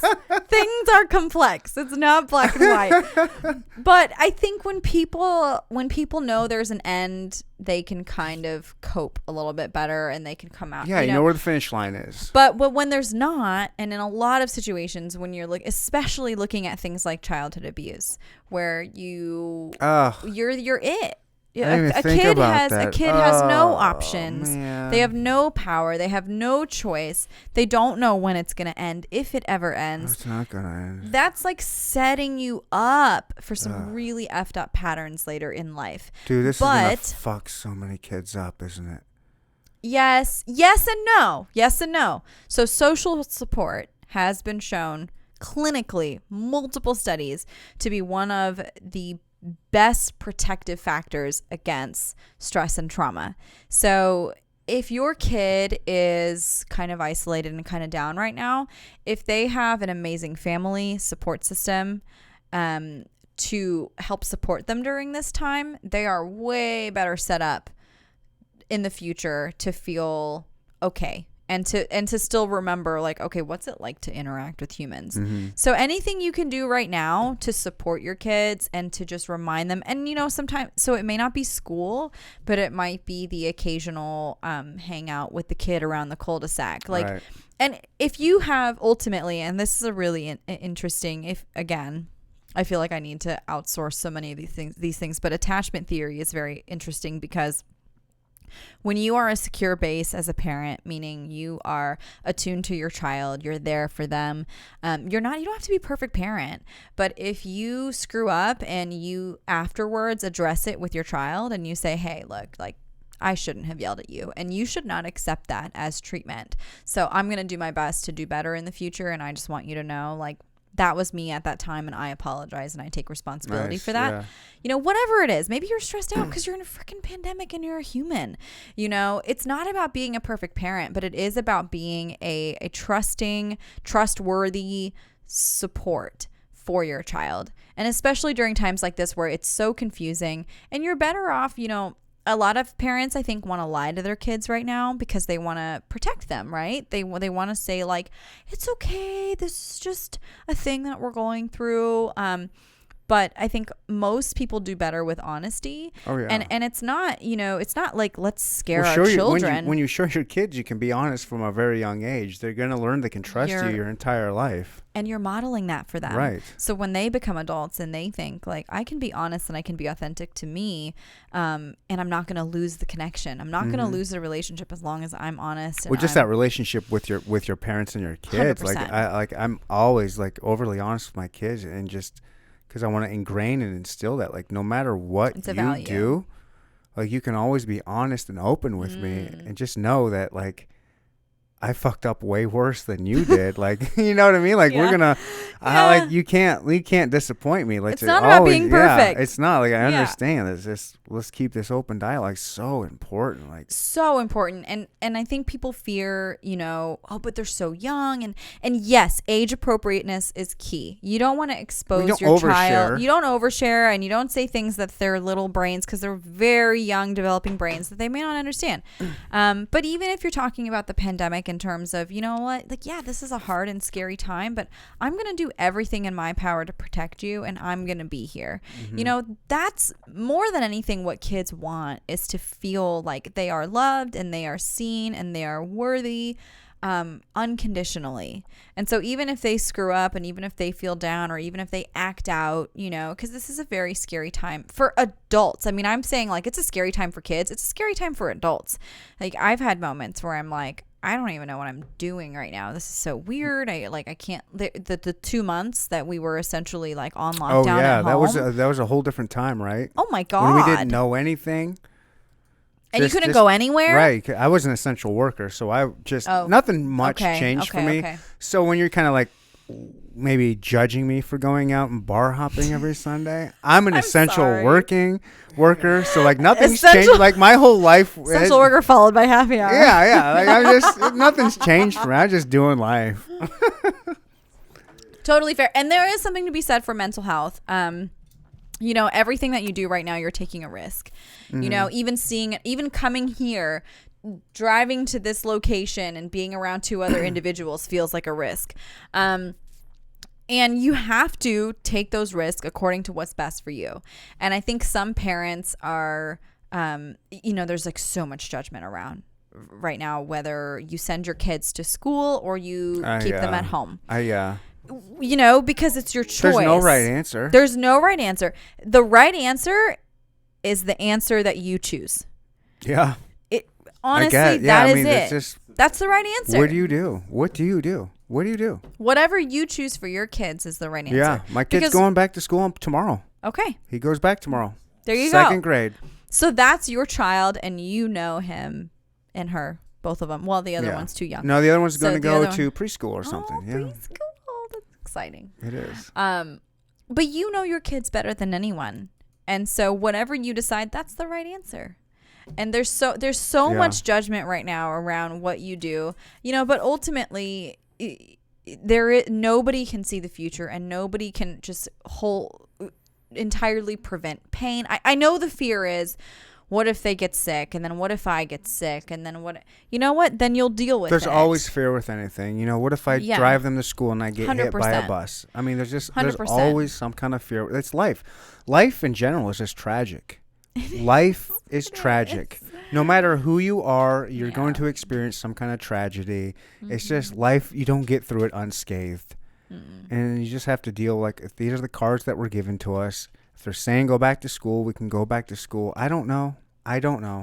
And I want him to be around other people. I just you know, there's so many different ways you can justify it on either side. It's just, on both sides. Well, and what's so interesting to me too, I think a thing that a lot of people don't consider is you can take back a lot of the decisions that you make. So in this moment, you might be thinking like, this is what I want to do. Okay, so you're going to do it. And if that doesn't work out, guess what? You can shift gears down the road. If I get new information, you can make a different decision. Holy shit. Trump just said sunlight makes it even worse. And it makes the virus grow. Oh, shit. Shut down. Okay. Archer, you're coming home. We're changing. I got new information. I can we're change shifting gears. And people, and I understand this because we, as compassionate human beings, most of the time, we're trying to avoid pain. We're trying to do what's best for others. I think most people are just genuinely good, and we just want to make the best decisions, and we want to make the fewest mistakes. All right. And at the same time, like, there are some things that are simply unknowable, and you can always change later down the road. There are very few things aside from having children, physically birthing. You don't have to physically birth them, but having children. There are few decisions that are not take backable. Oh, I tried pushing my son back in. No, I changed my mind. Just go. I'm not ready. Get back in there. I just pushed. The doctor said, no, you can't do this. It doesn't work like that, bro. I promise you. But there are very few instances where you just can't change your mind. Right. You know, we're humans. We're always growing. We're always evolving, hopefully. And we always have new information. And you can always make a different decision down the road. But at this moment in time, what you decide for your children is the right choice. And you're the parent. So, you know, but it's hard because there is a lot of, and I understand it, there's a lot of judgment and there's a lot of fear and there's just a lot of, honestly, bullying around the choices that you make for yourself and for your children. And it's just kind of a strange time. And at the same time, you got to see both sides. I mean, there is an argument for wanting your children to be around other human beings and to know how to socialize and to make some new friends and to be involved in a community and a group, because we know that we're wired for connection and belonging. And there's an argument for, you know what, my child has some immunity deficiencies and I am worried about them and I want to just keep them super, super safe. I mean, that's part of me why I want them to go back. I want them to get, maybe not necessarily herd immunity, but the more you build up those resistance to the different diseases and just to build your immunity up, it's better to be around dirty little kids. Well, and it depends. Again, it totally depends on that child. Yeah. You know, and if... I will not judge anybody for keeping their kids home, homeschooling or anything like that. If that's your decision, do it. Like... Yeah. You're the parent. Yeah. And until they are, you know, of age to make those decisions for themselves, you're the best thing that they have. Yeah, and my ex-wife is, not me. I'm the idiot. You're by default just there for color commentary. Listen, I'll just, whatever you say, I'm agreeing with. You're the, I'm just some dude drinking High West whiskey. I mean, it's good. You can't complain about this. This is not a bad thing to be doing on a Sunday afternoon. It's my favorite thing. This is your favorite thing. So Sunday, would you say this is kind of like your purpose right now? Yeah, sure. I love it. Yeah. That's great. I love Sunday is my favorite day. Like it's bittersweet. Like my kids get picked up by their mom at like 8 a.m. every Sunday morning. What's that like for you to see your kids getting picked up by their mom? It's normal. It's just whatever. Okay. Like her name is Anna. She comes, she opens the door. I leave the door open. She walks in. Hey, good morning. What's up, guys? You guys ready to go? Yeah, mommy, mama. Okay. And then I just my daughter, Nora, Daddy, will you carry me to the car? Every Sunday. Like, duh. Yeah. My favorite thing. So yeah, I carry her to the car, and Archer, my son, either wants to be carried or he'll walk, and then it's just all right. And then I give them big hugs and kisses. My daughter's thing is fist bump, high five, hug, kiss. Nice. In that order. Yeah. Fist bump. Okay. High five, you guys hug, have like and your secret handshake. I love it. And so I give her that. I love you, Daddy. Love you too, buddy. Have fun doing this. Have fun with your podcast. Blah blah blah. And then they when go. do you see them next? So this week I will see them Thursday after I get off work. I'll go pick them up. Okay. And I'll have them till Sunday again. Nice. At Sunday. Okay. Yeah. Yeah. And then this is Sunday. I do the stupid cliche Sunday fun day. I have a fun podcast, and then afterwards, like I will probably go out and have some lunch somewhere, and maybe have another drink or two. And okay, that's a great Sunday tradition. Yeah, it's the best, and it just yeah. I really appreciate. I think in this time too, because of how many limitations have been placed around where you can go and what you can do. I appreciate there's still a sense of normalcy to your life. It sounds like there's still sort of sense of like, I still do my job. I still have my routine with my kids. I still have my Sunday fun day thing that I do. And I think that's really important. People, I think, kind of almost like disregard the importance of rituals and just the things that we come to really value as people, as kind of like their little self-care traditions, and I think that's what's been lost for a lot of people is, well, on Sunday I usually go to so-and-so's house and we eat nachos and we watch football and we do, and now, and again, totally understandable because like for me personally, I have a nephew who is immunodeficient. And so we've had to be very careful with him around. And my dad, I mean, he has a lot of health issues and I'm that would be scary. I don't have anything to worry about like that. That might change things up a little bit for me. Yeah. For sure. I feel, maybe it's bold to say, I feel like I'm healthy enough that I think if I had COVID-19, I would recover. You're going to be okay. fine, and you'll probably be asymptomatic. However, I have friends who... You hate how flippant I am about it. You hate it. I've now... So that's how I was early on. And I've had friends since then who have been seeing therapy clients in person. And therapy is it's like this. I mean, I would say the dimensions of this room were about this far apart. And when you take clients in person, like, you have multiple people sitting in the same chair and touching the same doorknob. And I'm not even a germaphobe. I'm one of those. So I grew up in Indonesia in a village. So I was like... Santoligo. What? Salatiga. Oh my God. I was so close. Wait, what? How did you even come up with Santoligo? Hey, that's like somewhere in Mexico. How dare you? It's Brazil. Did you see that somewhere and like figure that out? Nobody has heard of Salatiga. That's like not even a thing. Little mountain town right in between Indonesia. It's you read my bio on my website. No, I just happened to, I 100%. Googled this morning on YouTube and saw that one. I was like, it was like 5 years old. I was like, I should probably do some research on her. And so this morning I just Googled you on YouTube. And there was one that was 8 years old of you interviewing some band. I was like, I want to see her 8 years ago when she started. And then I want to see kind of her progression with everything. I wonder what video that was. And then I can tell you or show you. It was some festival. When we're done with this, we'll show you. So, and then I watched one that was 5 years ago where you're talking to Joel Nichols. Yeah. You're talking to him and about Kopi Luwak. About the coffee? I've been wanting to try that forever. It comes from a cervid poop. Shit, I have some. I should have brought it. I have some in my pantry at home. Kopi Luwak. Yeah, it's a civet. I would try. Yeah, I could. Could I try some somehow? Is there some way? I've always wanted. I'm a coffee nerd. I love coffee. Really? Oh my God, I'm a coffee snob. I didn't know this about you. Okay. And so here's I didn't think I was gonna. I did not think I would talk to you about this today. But this is so great. So I saw that video. You probably don't know what it is, but there's like a 3-5 minute segment of you with Joel Nichols and some other woman, blonde woman, Michelle Davidson. Okay, and you're drinking the civet coffee. Yeah.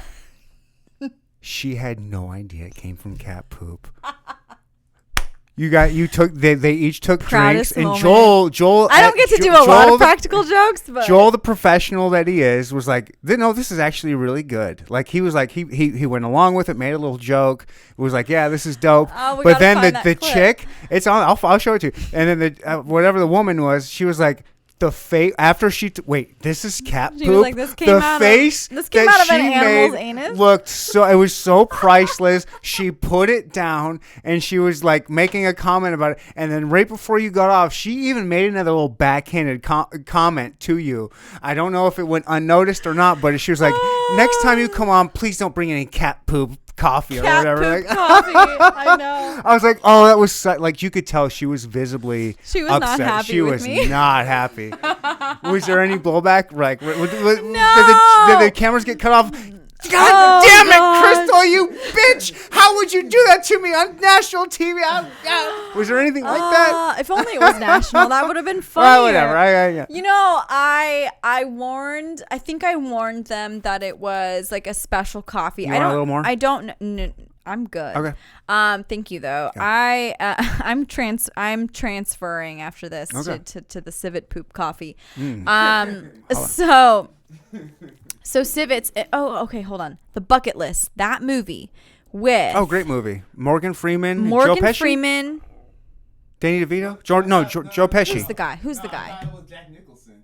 Jack Nicholson. Jack Nicholson. Good call, Charlie. Thank you. The Hassan assassin coming through with the Thank bucket you. list. Helping out. The Bucket List. They talk about Kopi Luwak, Mm-hmm. which is civet coffee. And I think one of them had it on like his bucket list or something of things to do before he died.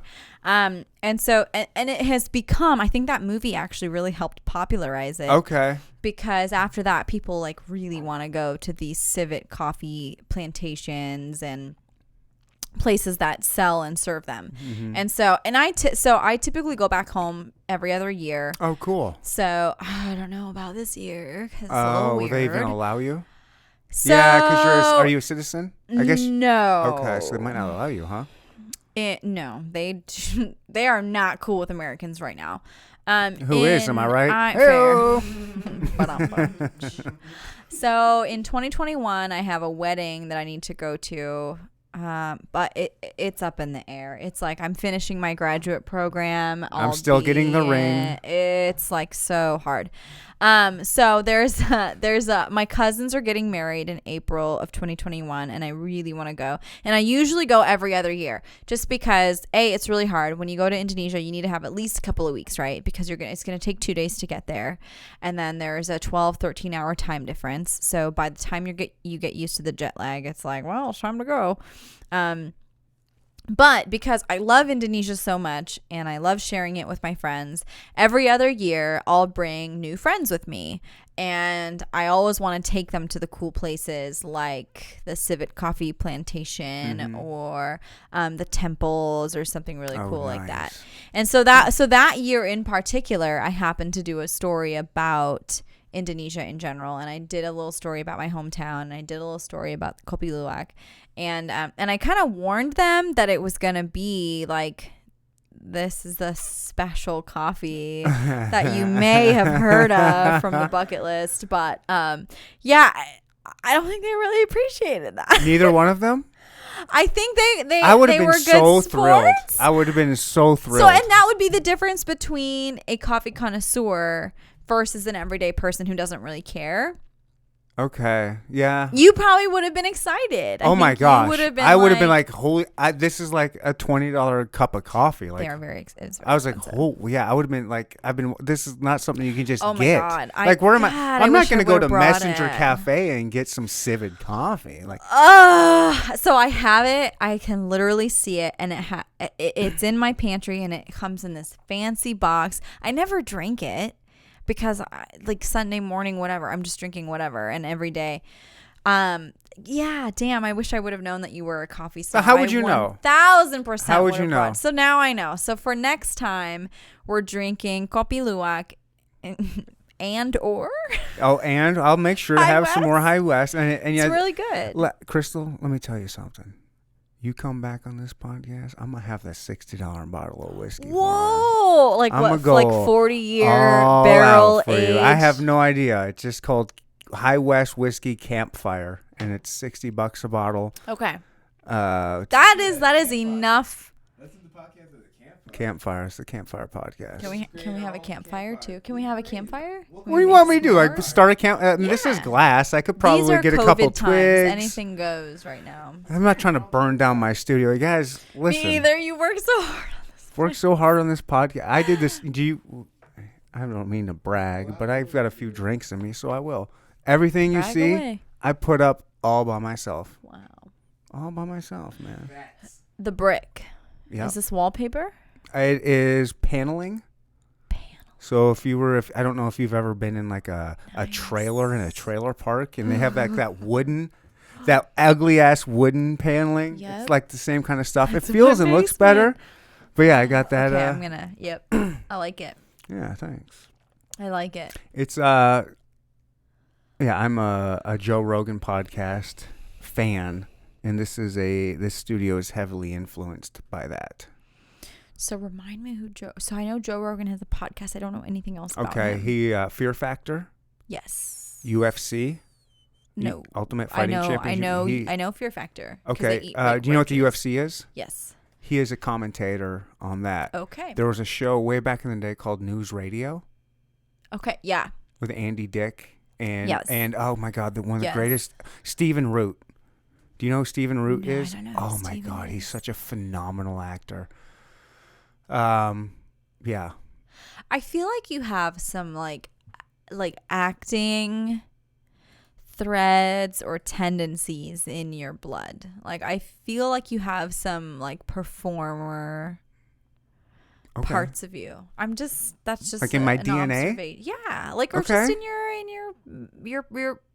your authentic self. Okay. All right. I'm down with that. Sounds so corny, but I feel like there are just some things, and I want to say too, so like a podcast is a huge undertaking, and for everybody wow. who Thank you. it is, and people who listen and who which I think it's an ambitious goal. It takes a lot of work. It takes a lot of commitment. And I think if you really love that, it's just something you should pursue. Yeah. Because I really enjoy media, and I enjoyed being in front of audiences insofar as the capacity that I had to be able to share something that was meaningful to me. Mm-hmm. So I didn't want to be in front of people. So one of I'm on like my third career now. So when I was traveling and I was modeling, and that was what I was getting paid to do, it felt wonderful and validating in some ways to be like, wow, you think I'm like hot enough to like wear your outfits and be in a magazine? Like that's pretty validating. Oh, you right? are. Thank you. But and at the same time, it doesn't do anything for yourself, for your inner spiritual being. It doesn't do anything for you. And if anything, it was a detriment to my own development as a human being, because it felt like I was valued as my outward appearance, Your beauty, as opposed to, but what about the things that I want to share with the world? Right. What about the thoughts? What about the things that I study and I read and I'm passionate about? you can't possibly have those because you're only beautiful. Nobody wants to. Oh my God! Right? When I post something on Facebook or on whatever Instagram, that's like an old modeling photo. The one you did the other And day. I love modeling photos because they were so fun. I went to South Africa. I went to Hong Kong. I lived in the Philippines. Free Hong Kong. I love Hong Kong. I lived all over the world, and I had all these cool experiences, but I was kind of afraid to share them because I thought if people just see me as a model, they're not Okay. going to see me as a human. They're not going to see me as I somebody. take you seriously. They're not going to see me as somebody who studies social work, who has a passion for mental health, who is, trained and studies psychology, and who wants to heal trauma, and who wants to have these important conversations. They're just going to want to see me as a cute girl who is on Right. television or who is in front of a camera, wearing cute clothes.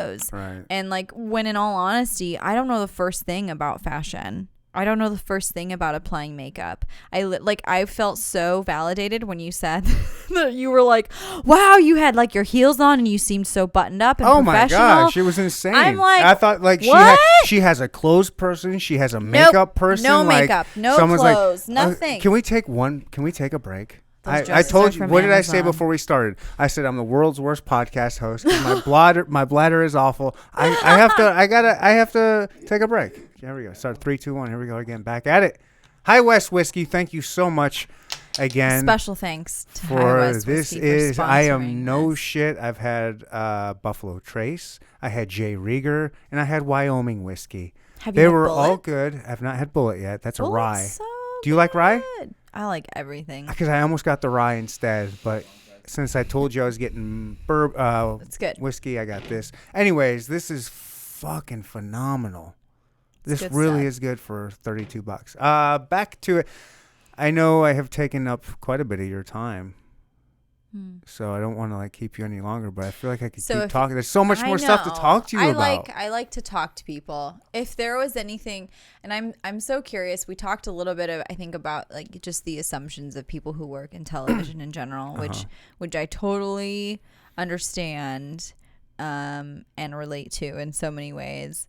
If there was like, do you have like any pressing questions for me? Like, is there anything that I can do to make you, to help you feel like, okay, this was a successful session. Like, this has been successful. What do you call these sessions? Recordings? Episodes? I'm thinking like thank you. I'm thinking like therapy sessions. Yeah. I mean, Like, this is my therapy in kind of a way.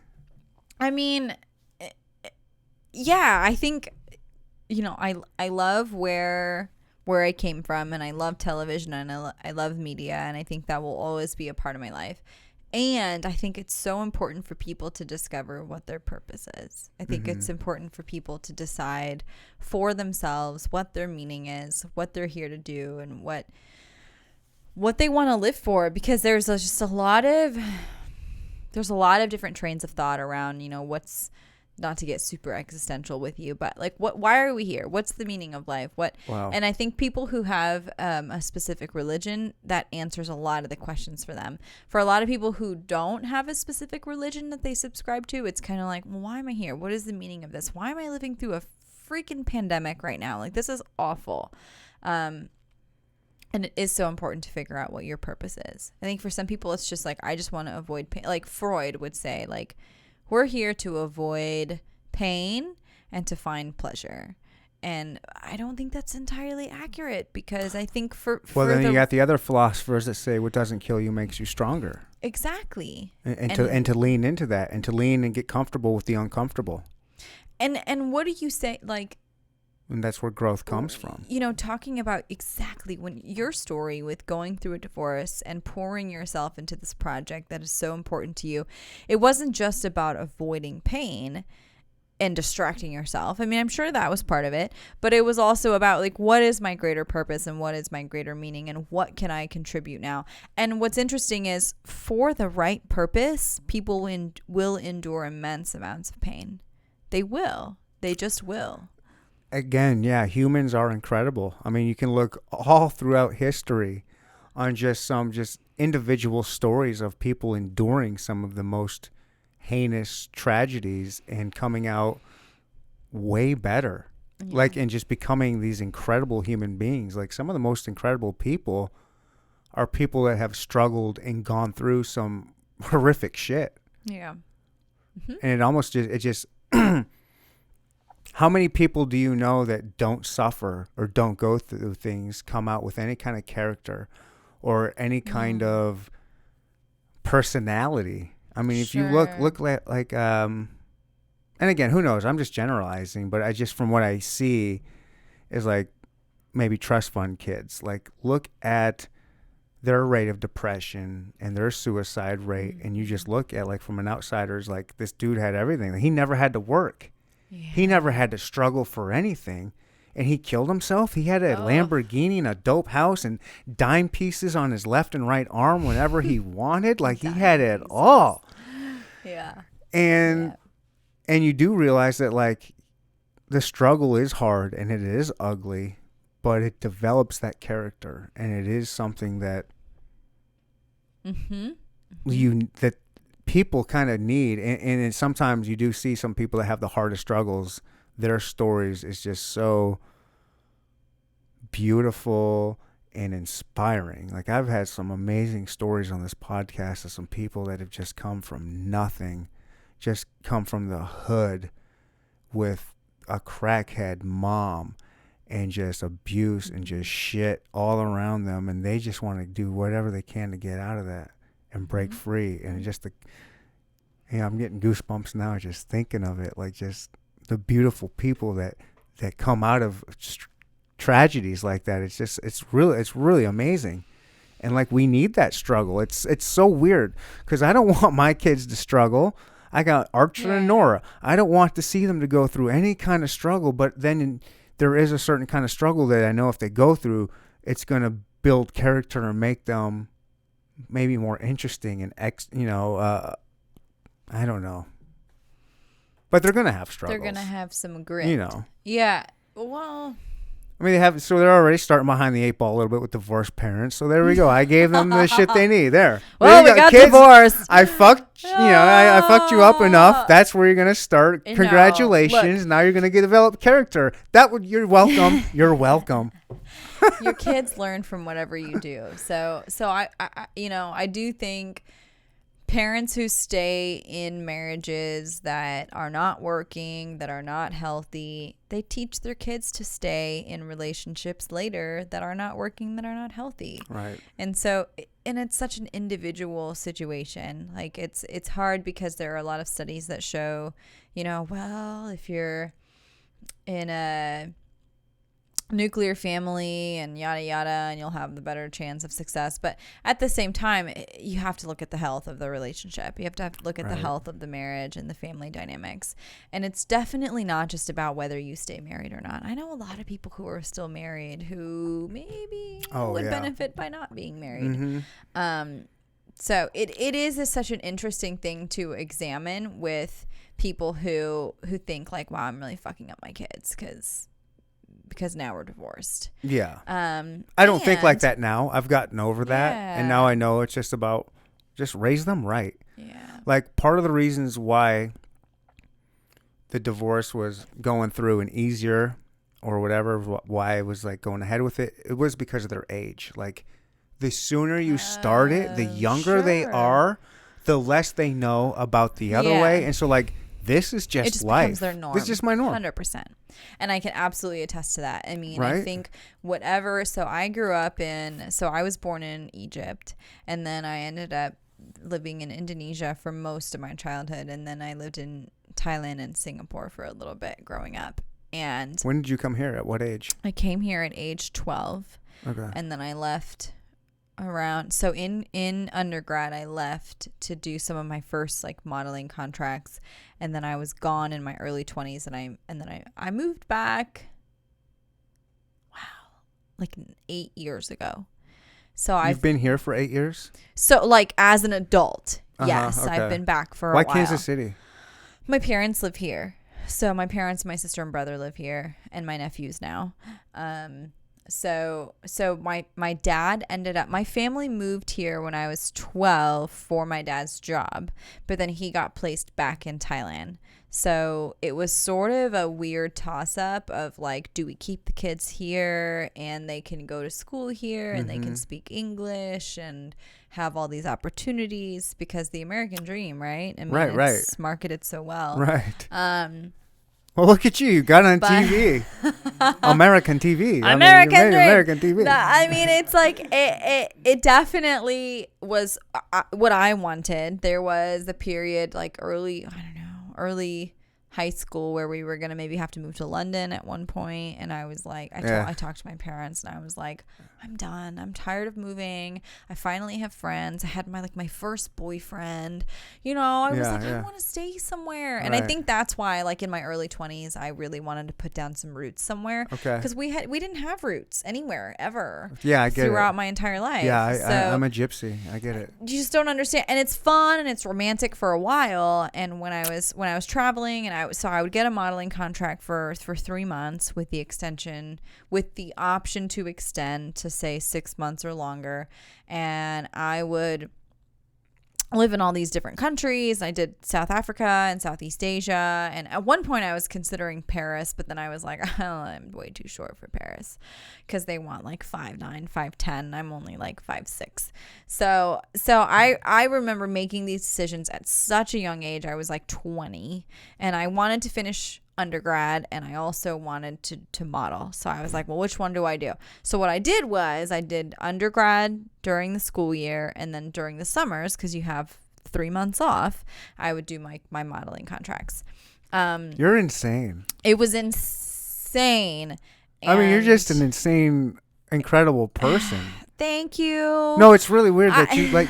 I know. You're like, thank you, but on the one hand, I feel like wow, it's cool that I'm into my like third career by now. Right. But at the same time, I'm like, wow. Like the opportunities you've had are so the opportunities amazing and the hustle. It was cool, but again, it's not sustainable. And the reason it's why a hustle. It's a hustle. It is. It's a hustle. Every day you're grinding, you're hustling, you got to do 100%. shit. All you're not relying on anyone else. It's not just because I'm pretty. Like I'm actually out there grinding, and you have to be networking because there's a million pretty people out there. 100%. But you have to be out there. You have to be some willing work. to be like, yeah, I'll fly across the world and live in a foreign country for a few months. Sure, I'll learn a new language. Like you have to have the skills, and it was that comes from your upbringing wonderful. though. That sure. kind of helped out, right? And it did absolutely. So like living in I don't know. Like if you were born and raised in Kansas City, you Sure, probably would I have probably done would have that. been like, I can't go away from mommy and daddy for that long. Right. But I love Johnson County. It was wonderful because my parents were like, yeah, go to Hong Kong, have fun, go to South Africa, go to what Australia. Great parents. They're awesome. Dope. Oh, I love your parents. That's amazing. They're awesome. And at the time, my dad was living That's in part Thailand. of the equation, right? That's part of the a huge part. Absolutely. One of my first modeling contracts was in Cape Town, South Africa, and my dad was living and working in Johannesburg, South Africa. Oh, cool. So they were like, do whatever you want. And I visited him. And it was wonderful because I had that context. And at the same time, it's not sustainable. And I love... Why are you worried about that when you're 20, though? Fuck sustainability. I love this culture of like anyone can achieve whatever they want.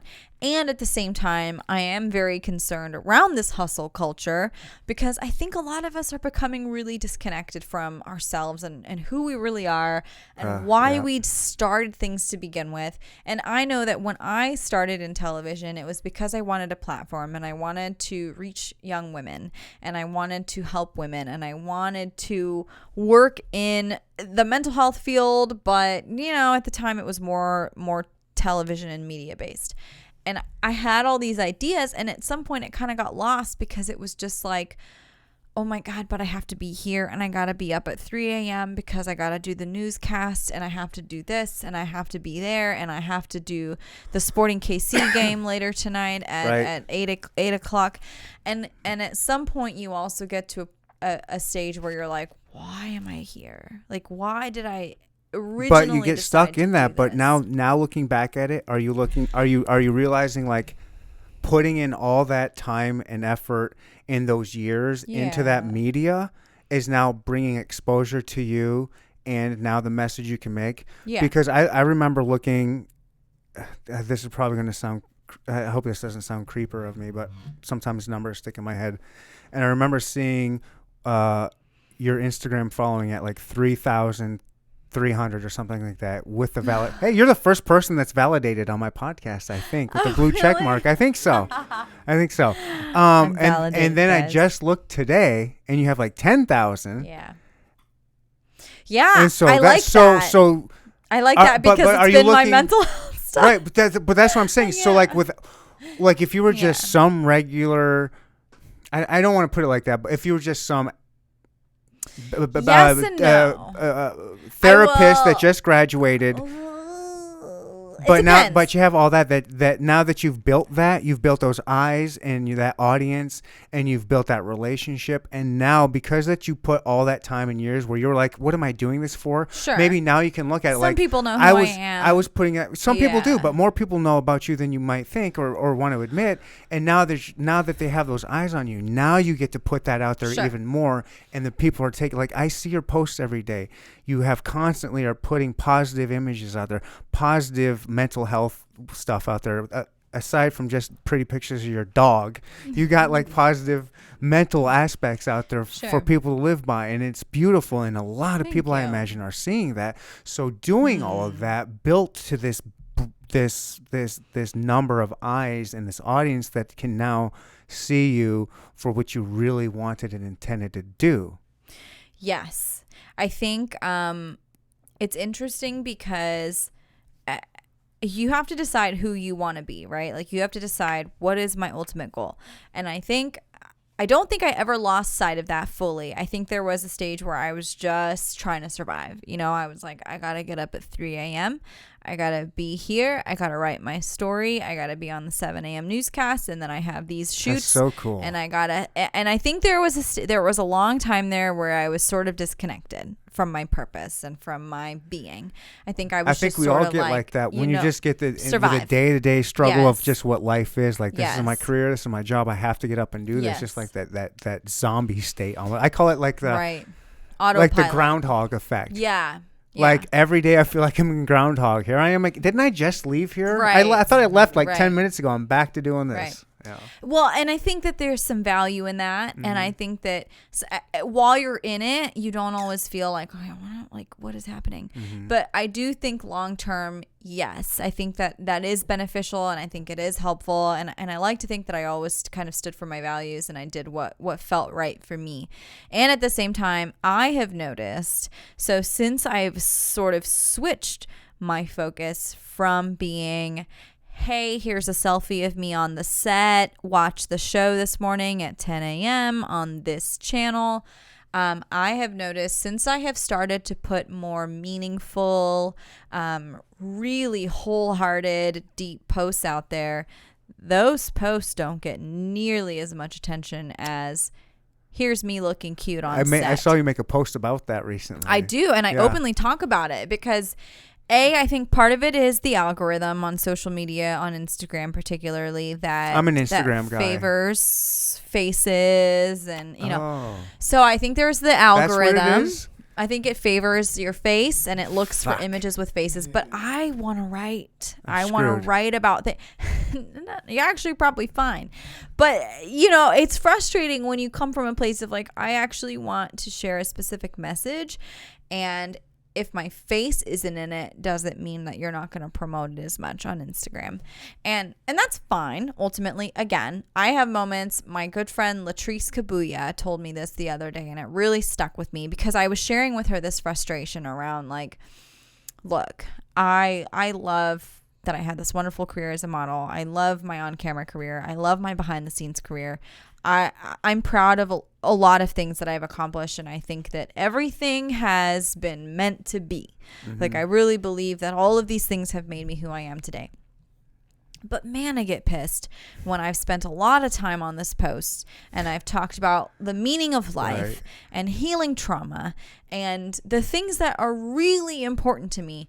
And nobody's liking this. Nobody's even reading this.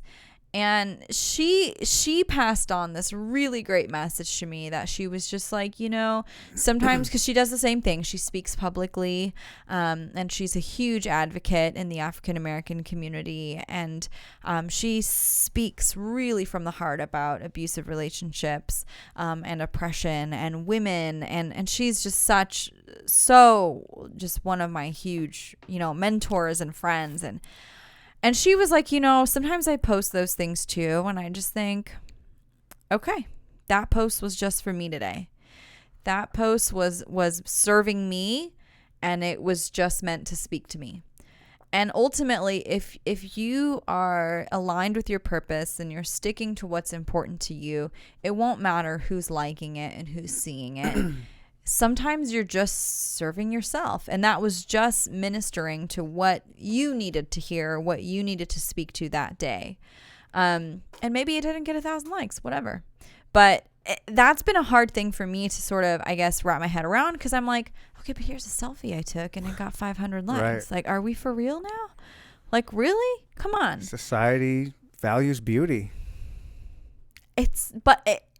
What about the other things that, and even that, it feels so uncomfortable for me to just be like, well, yeah, thanks, and like, that's great that a selfie got that much attention, but ultimately that was never my purpose, and that was never my jam. Even when I was at the height of my modeling career. I think you can tell that.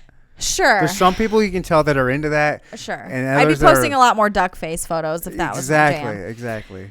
But even at the height of my modeling career, I was not posting a lot of that stuff. I wasn't sharing it. I was like, this is my job. This is my profession. This is a part of what I'm doing, but it's not my identity. Okay. And nice. now that I'm finally sharing those more authentic pieces of myself that I couldn't share when I was in a television contract. Okay. People are like, yeah, this is cool, but where are the pictures of your face? Oh. I'm like, bro. No way. You get that? 100%. Oh, God damn it. They are like dudes? public dudes. God damn it. Fuck You you do. guys. Come on, guys. Come on, guys. Get it together. Get with me. Because Like, there are some like evolved, amazing men out there who I know.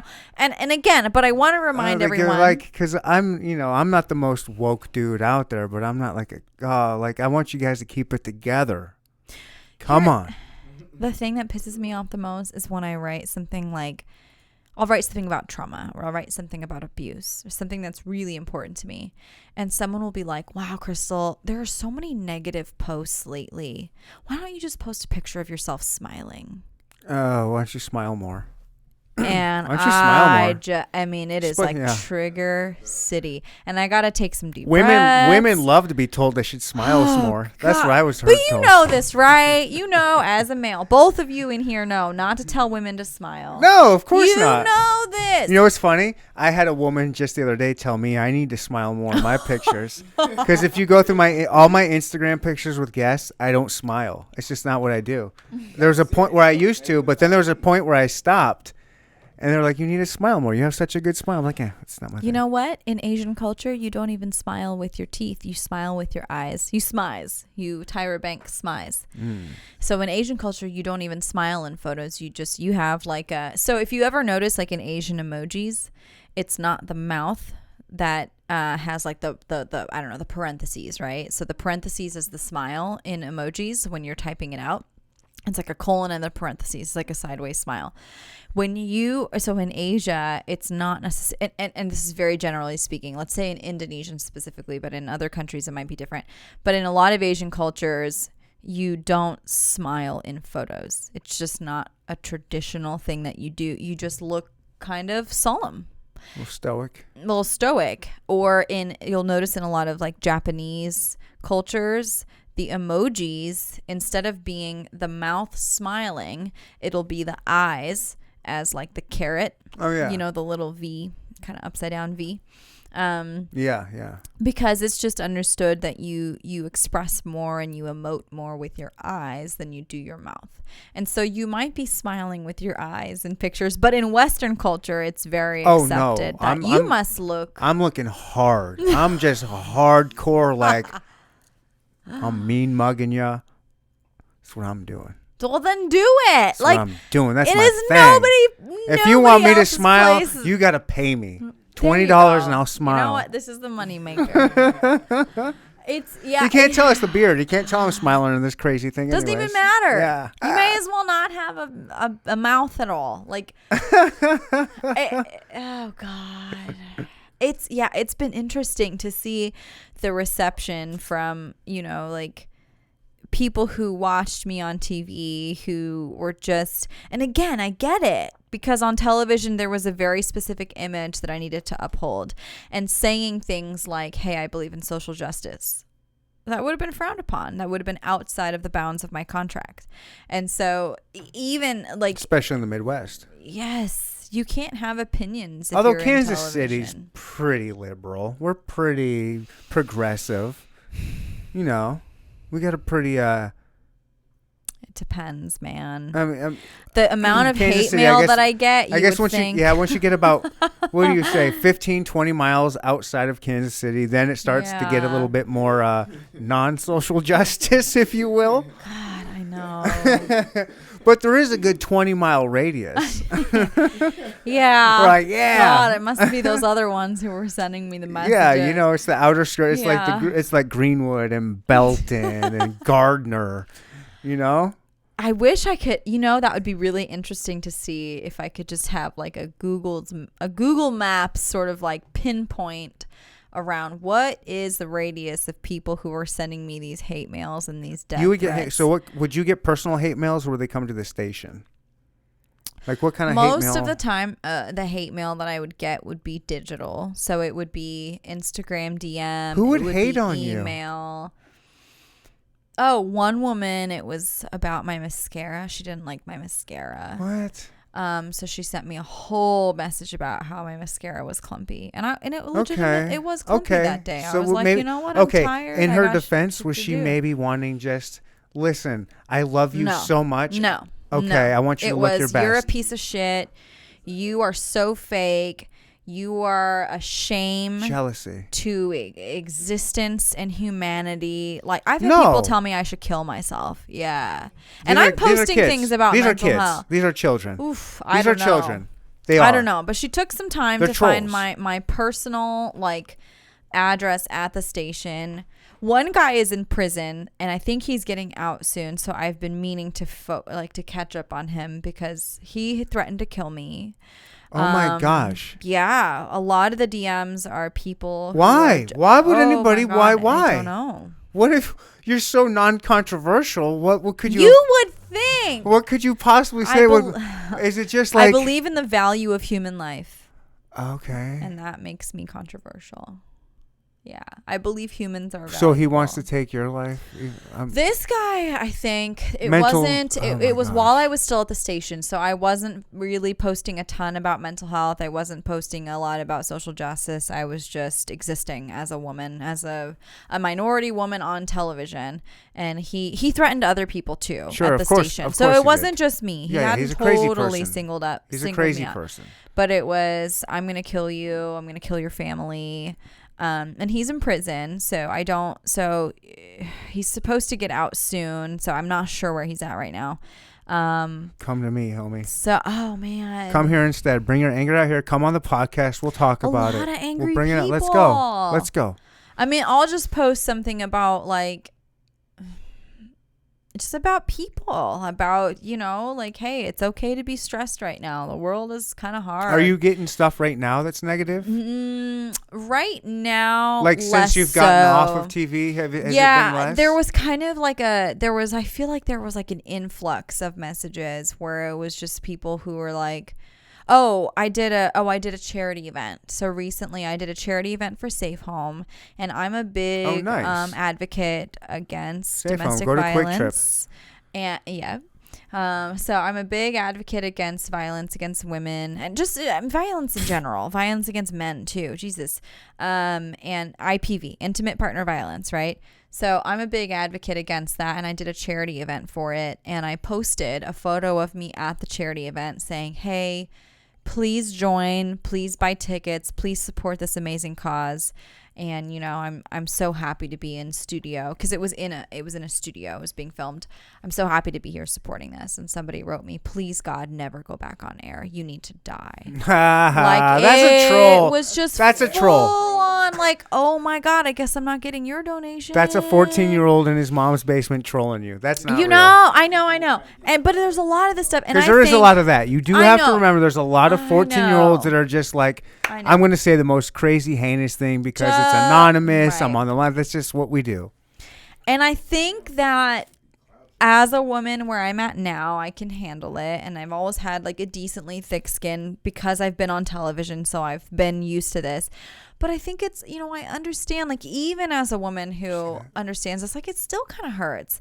And I think Yeah, of course. for women who are 14, 16, 18, and they're still figuring out who they are, to get DMs from people telling them to kill themselves. Yeah. It's like, that's not okay. And That we got is- to talk about that. Like, that's just not okay. That is something I was going to maybe bring up this episode with you is you had, again, I do follow you on Instagram clearly, and you had a post just asking what we're reading lately. And sure. And I posted on there, I was reading The Coddling of the American Mind by Jonathan Haidt. I need to read that. Is it good? I'm in the middle of it, Mm-hmm. and it's scary and it's good and it's interesting. And as a parent, and especially one with a young girl, she's 4 now, so clearly I don't have to worry about that stuff yet, but I need to prepare for it. There is a significant rise in female suicides with young tweens and teenage girls right now, all stemming from social media. It's all just like wanting to get likes. They're comparing themselves to not only just their peers, but to like the Kourtney Kardashians of the world, the Instagram models. And it's causing this depression because it's just, for a lot of these girls that aren't that attractive at that age, which who is, you're going through a weird, awkward phase. Sorry, but nobody's cute. Nobody's when you're cute going through when you're puberty, like 14, you're 15, all a little 16. Weird. Like, your teeth are too big, your right. ears are too big. But sometimes you get those outliers, I know. and then they're getting but all then this you attention. Get the head cheerleaders. I know, I get it. And- I was not that girl. And, Yeah. but there's, and it's just, it's always been bad for girls, of course. Mm-hmm. But now that it's even out there and it's on social media, it's just, there is this significant rise that they can quantify. It's not theory. This is actually happening. It's like, look at the number of DMs telling me that I should die. It's like there is there is evidence. Sure, there's around. that extreme, but it doesn't even have to get that extreme. No. It could be 12-year-old Sally posted a selfie of her, and then her friend Mary just got 1,000 likes. Sure. And Sally just got Comparison like mentality. 40. Yeah. Why I'm prettier than her? I know. Why don't I? And so it's just what are you guys valuing? And it's just this. It just ingrains in them. I'm not good enough. And then there's also these other studies.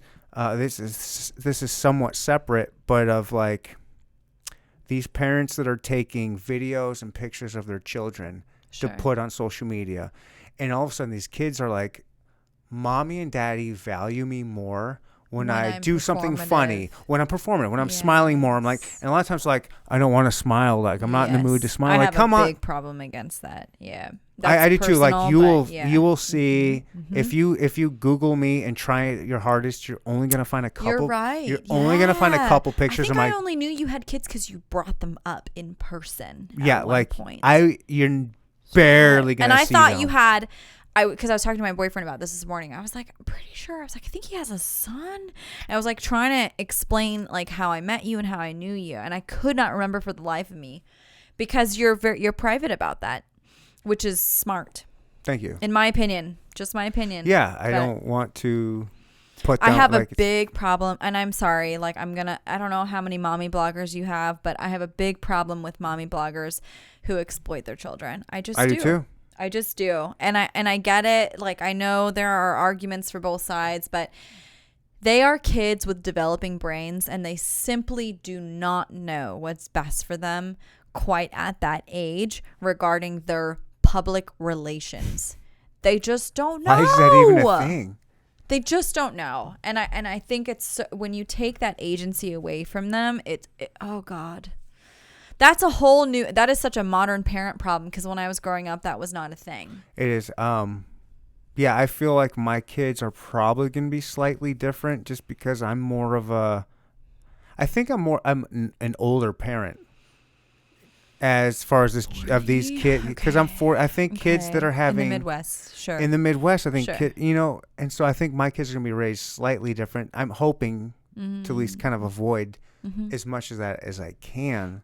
I know some of it is inevitable, but to kind of gear them like not to be these social media, like I don't even know when to give them a phone is, but sure. my kids are going to be the last ones that one of the last ones to have a smartphone. Yeah. My parents Because were there's no sense like there's so much going on in your brain. There's so many hormones, and like your frontal cortex isn't developed until you're 25. Yes. Like I do not want you even smoking. Like if you want to You're smoke speaking my all language. the weed you want, Yes. smoke it all you want at 26. If you want to start drinking, 26, I will roll a joint right. for you at 26. But until We'll then, do it please together. don't. Right. Yes. But like, please protect that mind, protect that brain, like just and stay away from all these other little things. Like I am obsessed and I'm really fascinated with ancient history. I love ancient history. I love our past. I love our ancestors.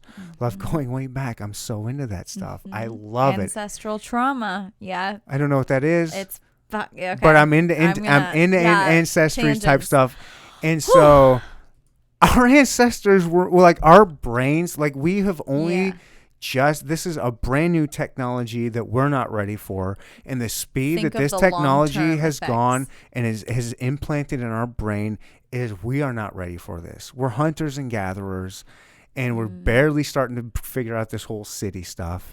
And then all of a sudden add in like augmented reality, virtual reality, we have zero idea Facebook, what the full like repercussions our are. brains were just But then again, I can also that's where I want to be, because that's where I am into that.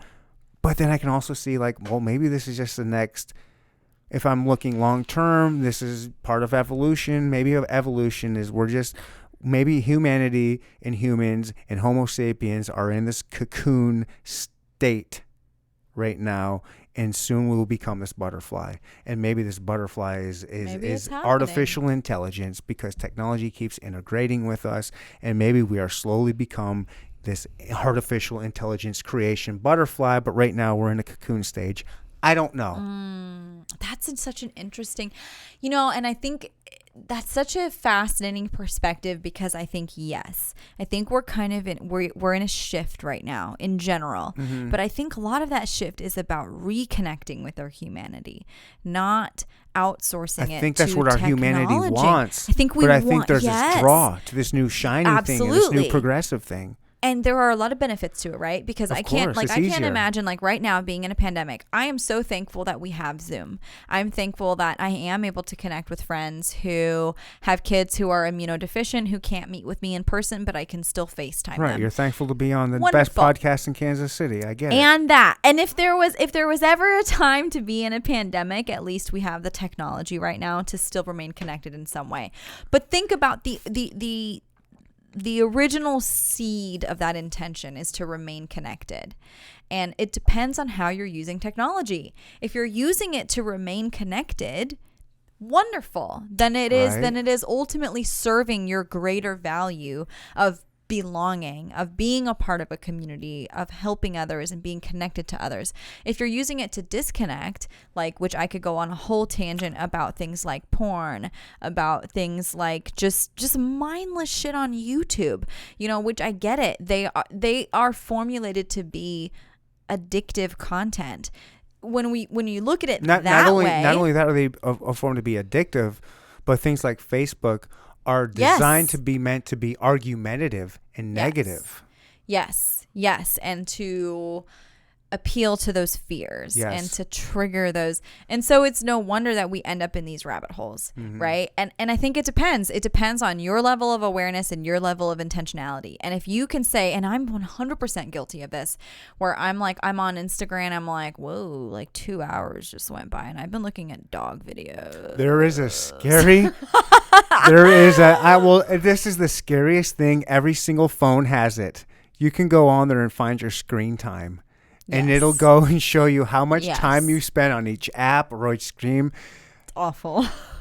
Makes me think like, wow. If you don't want to get depressed, don't look at that, because you're looking like, I could have just learned Mandarin Chinese. Like you could have learned a foreign language in that time. If you would have spent those 5 hours a day doing anything else.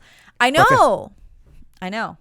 I'm getting like arthritis in my thumb because I've been my neck. I have physically have had days, and again, these are like, and I don't know if it's coincidence they've coincided with like ultimate negative depressed days, like a depressed day where I have like my neck will hurt. Like the next day I'll be like, tech neck. Did I sleep funny? No, I was just holy shit. I was just looking down all day scrolling. Why do I care what this person had for dinner? Why do I care about your ugly kids? Like, why do I care about this? Like, I don't hate that. care You're about like, that. This person's vacation. What am I even doing with my life right now? Like, and I think AI is amazing. And I think it's wonderful that we're investing in that. And I think it is the way of the future.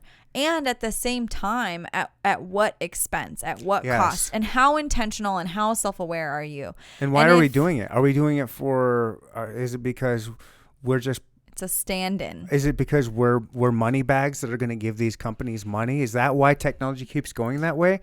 Like we keep going this way, and you know what's we keep getting so dependent on it, and more and more. Do you know how to build a phone? No. Do you know there's no phones? There's not a single phone built in America. Are they all made in China? China and other places, probably Germany. But so like. Yeah. One of the things I've talked about a few times on this podcast is things like a solar flare, something that can just take technology out. That's not that. Is it November?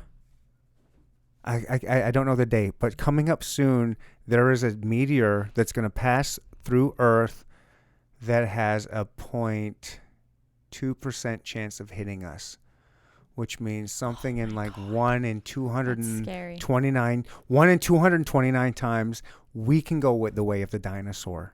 That's a real fact. When is that supposed to happen? Very fucking soon. Oh my God. November. It's November. I'm gonna have to do some research on this. Okay. I will send you the thing. Okay. Do you know who Send me a thing. Do you know who Bill Perkins is? No. Is this a conspiracy theory? No. Bill Okay, Perkins is like a billionaire. Okay. Smart tech dude. I believe you. I'll send it to I'm you. like I'm not. holes, Listen to me. God. I love a good conspiracy, but Same. I don't buy into them. I just think they're fun. Sure. Okay. I think they're fun. I don't know that we've been to the moon, but I'll entertain that thought. You know, we've got some interesting stuff out there, and it's very hard because unless you are a primary source in that situation. However, I'm a big believer of, for every conspiracy theory, that's thousands and hundreds of thousands of people who have to be able to keep a secret. Right. And generally speaking, people can't keep a secret. People don't keep secrets. Right. So I tend to, and ultimately, it doesn't matter. At the end of the day, how do you want to live your life? Mm-hmm. Do you want to live your life believing that it could be over in a few months? Or do you want to live your life thinking, you know what, I'm going to enjoy today and I'm going to plan for the future? And either way, if you have no control over it, you may as well control what you can and do what you can and plan for what you can. Crystal, what's a good conspiracy that you're into that you could maybe get behind? A conspiracy that I could get behind? Do you think we've been to the moon? JFK? Oh, God. Aliens, they just came out. The Pentagon just released a paper today that just said some of these. I believe in aliens. These UFOs are not of this earth. I don't know. Okay, so I don't know about specifically. Again, I would have to do way more research on it. But I do believe in extraterrestrials, and Nice. I think it is. I think it is kind of narrow-minded to believe that we are the only conscious beings on a planet. We found water on Mars, so there's life on Mars. Yep. And I don't know in what form. I don't know that I think maybe Mars isn't Maybe like some single-celled organisms like or a something. ET. Sure, but maybe there are some single-celled organisms. Maybe not like a Or have been. football-shaped antenna thing. Marvin the Martian. Marvin the Martian. That would be cool. Wouldn't that be That dope? would be so amazing. How amazing would that be if not only it literally was like Marvin, like he looks like a three-dimensional cartoon, like bright colored animated alien like that, but he's actually real. That would be fantastic. And I don't even think I'd be surprised. Oh, I would be. I think I'd be like, okay, yeah, of course. You talked to Hanna-Barbera 60 years ago. Oh, that just brought back so many. Did Hanna-Barbera? Do you say Barbera? Hanna-Barbera. I was saying Hanna-Barbera. You got it wrong, but I Is schooled it you. Hanna-Barbera? It's Hanna-Barbera. Because didn't they do Tom and Jerry and all those too? Or no? Flintstones. Or Scooby-Doo? Or... Flintstones. Oh God, you're bringing me back. Really? You're that old? So, I lived in Indonesia at this time. So, I did not have exposure I did want to go back to that. to a lot of this. However, so my parents lived in separate parts of Indonesia. So, we only saw my dad like maybe once a month, maybe every few weeks. We would go visit my dad. Because of his job? Because of his job. But we lived in a separate part of the island. I went to a missionary school, an international missionary school, so I spoke English. So I could speak English.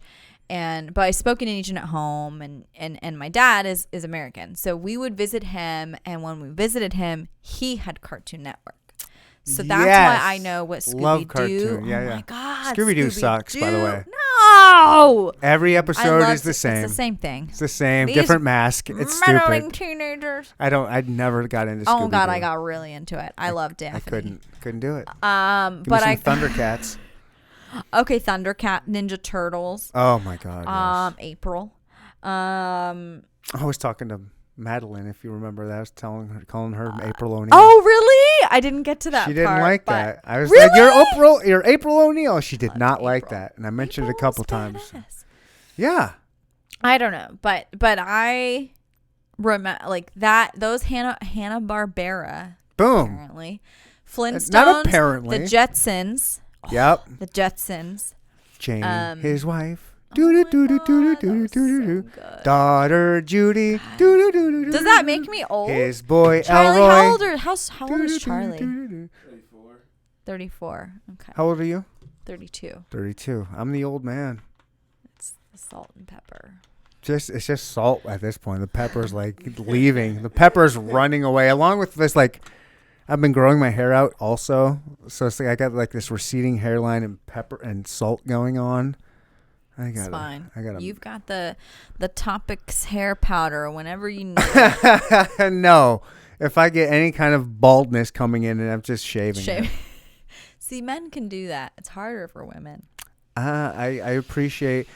So I'm obsessed with Britney Spears. That's my crush. Love Britney. Love Britney. Always have. I don't. Why are you laughing? I'm not Don't trying laugh. not to get like saliva molecules on your microphone. Go ahead. I told you I watch Okay, these. I watch okay. these after every episode. Okay. One of my favorite phases was when she went bald. She had the she shaved her head. She had the Was that umbrella beating on the car. The crotch shot was Britney. during that time. Britney, I love you. And she's got. We were talking about dime pieces earlier. She is just with a dime piece of a dude right now. I stand no chance of that guy. Listen, Mexico, send up your best supplements to me. I have to get on point so I can go and hook up with Britney Spears. Are you gonna try to woo her? I don't know. No, I'm just gonna flex in front of her. I can't woo her. She's not smart enough. I She's think dumb. I She's think- dumb as a box of rocks. She's so dumb. I think she's smart. Wow. Oh, I she's think not smart. smarter If than you we give her watch, credit no, she's not. And it's for. Really. so. Are you familiar with like the theory of the age you get famous at is kind of the age you kind of get stuck at? Oh, I could see that. I think it's related. I see it in relation to trauma. So I think whatever beautiful. trauma Yeah, you're same at, same it's same sort thing. of like an emotional regression. Right? Is that a thing? to Like that I don't want to age. get deep and dark, Sure. but is there a thing? Mhm, God, I hate going here. But say, God damn it, I don't even want to say it out loud, but I will. Say a 12-year-old girl gets raped. When she's 30, does she kind of talk like a 12-year-old? Is that a thing? So, very generally speaking. Okay. But if you're in a flashback, like something triggers a flashback, and there is a very real possibility that you emotionally regress to that age. And this happens it doesn't have to be rape though, Okay, right? It could be anything. Like I said, I don't know. It could be you lost a baseball game and your dad yelled at you. I mean, it could be anything. Really? All of us have little younger versions of ourselves living inside of us. And Aw. if they get triggered at any point in time, you will see that part come up 100%. It's like there's a whole thing around emotional regression, and it's sort of, it's tricky, and it shows up differently for everybody. But it is interesting to look at it from the perspective of fame. I hadn't thought about that, because in a way fame can be very traumatic because it's Wouldn't so it be? isolating. Like, how would you like? Absolutely. Of course. Again, going back to ancient humans and just what the human is. Yeah. We're not meant to have the entire millions of people know who we are. Yeah, like, sure. and even if you go back, like what's Billions of dollars. Dunbar's number, like our minds are only supposed to know really like maybe 150 names and people. Sure. And then all of a sudden you're like this Britney Spears who like interesting. I hundreds of thousands and millions of people, and then you're required or expected or wanting to know more than you're trying to than connect outside with of that all Dunbar. these Interesting. I don't know. I'm just spitballing right now off of High West whiskey. No, that makes total sense. Because I think in a way, and it's interesting because it is tied so closely to, so a lot of times when people get stuck around like their success, right? A lot of people get stuck around. I can't wait to get stuck. Yeah. Or just, we all have fears and we all have insecurities. Not me, bro. Not me, bro. I'm kidding. I'll stop cutting you off. There.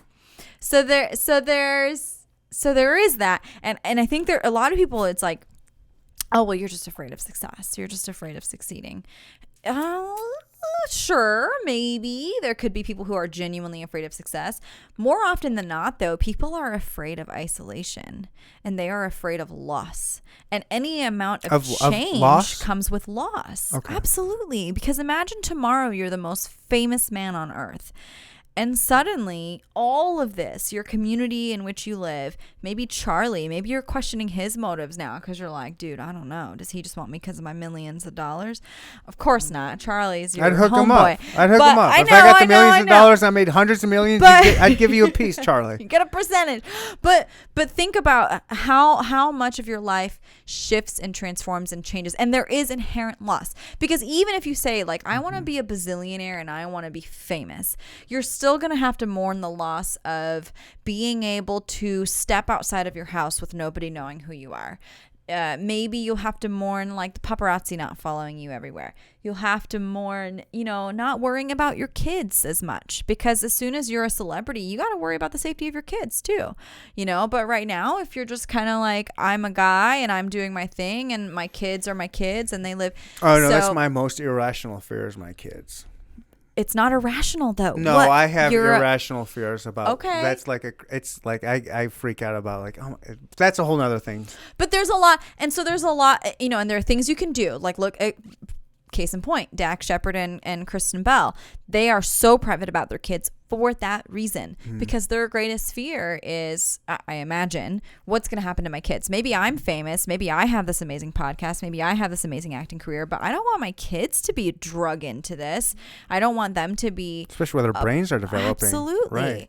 Right. So a lot of people there is a lot of very valid stuckness around that, because with your success, there can come some very real repercussions and a loss of privacy, a loss of routine and normalcy, and some relationships you may not know who to trust anymore because you're wondering, is this person really my friend? Okay. Or are they actually, this is my childhood friend, but does she really want to be my friend now, or is she just after me because I'm famous or because I have millions of dollars? And so I think there's a lot of people think like, oh, you're just afraid of success. It's like, no, people are afraid of isolation, of not knowing who they are anymore, who their identity is, where they belong. And sometimes I think when I see people like Britney Spears, who became famous at such a young age when they were still developing, again, I have no idea what her diagnoses are, and I'm not going to do that. Sure. But I can only imagine as a human right, who just craves relate to it, connection and belonging and caring and being seen for my authentic self and for who I am as a human, to lose that to money and fame and fans and, like you said, an excess of information that our brains are not necessarily wired to hold. Right. Of course, losing your sense of self and losing your identity, it makes total sense to me. You would have to let go of your sense of self. You would have to lose your identity in a sense to be able to sustain the demands of that specific culture and that specific field that you're in, or project that you're working on, or status that you've aspired to. And I think that's why, like, a lot of people, when they get famous, they're also kind of like, I don't even want this. I don't even like this. Right. It's not This isn't what I thought it was going to be. Yeah. And there's just a lot of loss. There's a lot of loss when you talk about that change. And I think that, and people think, oh, pity, like, poor you, like you. Exactly. Again, even it's funny that you said that with like local television personalities. Well, right. It's Did not, you lose any of that? It's not a money making thing. I would say no, because it's not a big money making endeavor. Local television is not a high paying gig. But you got some, I'm sure when you went out, you got noticed. Yes. So I would say I lost some sense of security. I've had stalkers. I've had, murder threats. I've had stuff like that. So I will say I've lost some sense of safety, and that's been a really hard thing for me to deal with. And I'm still working through that. Did you ever get inspired to learn a martial art or learn to carry weapons or anything like that? Yeah. To the CCW or? So I talked to, actually, Linda Hansen is one of my favorite people. She's in charge of, she has a dojo. God, where is it? Lee Summit. Is Longview Lake in Lee Summit? Yeah, Yes, Lee Summit. She has a dojo out in Lee Summit, and Linda has been I met her doing a story about adaptive martial arts. She works with kids who have disabilities, and she helps them learn how to work around them. That's beautiful. I love that. Oh my God, she's an inspiration.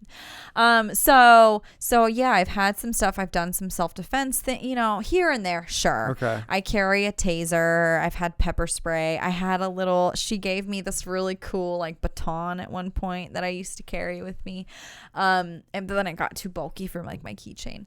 But it's a lot. It's a lot to carry nunchucks in your purse. I don't look sexy with this. I'm going to sacrifice personal safety for my look. No, but my space in my purse. I carry so much. Charlie, you want more whiskey?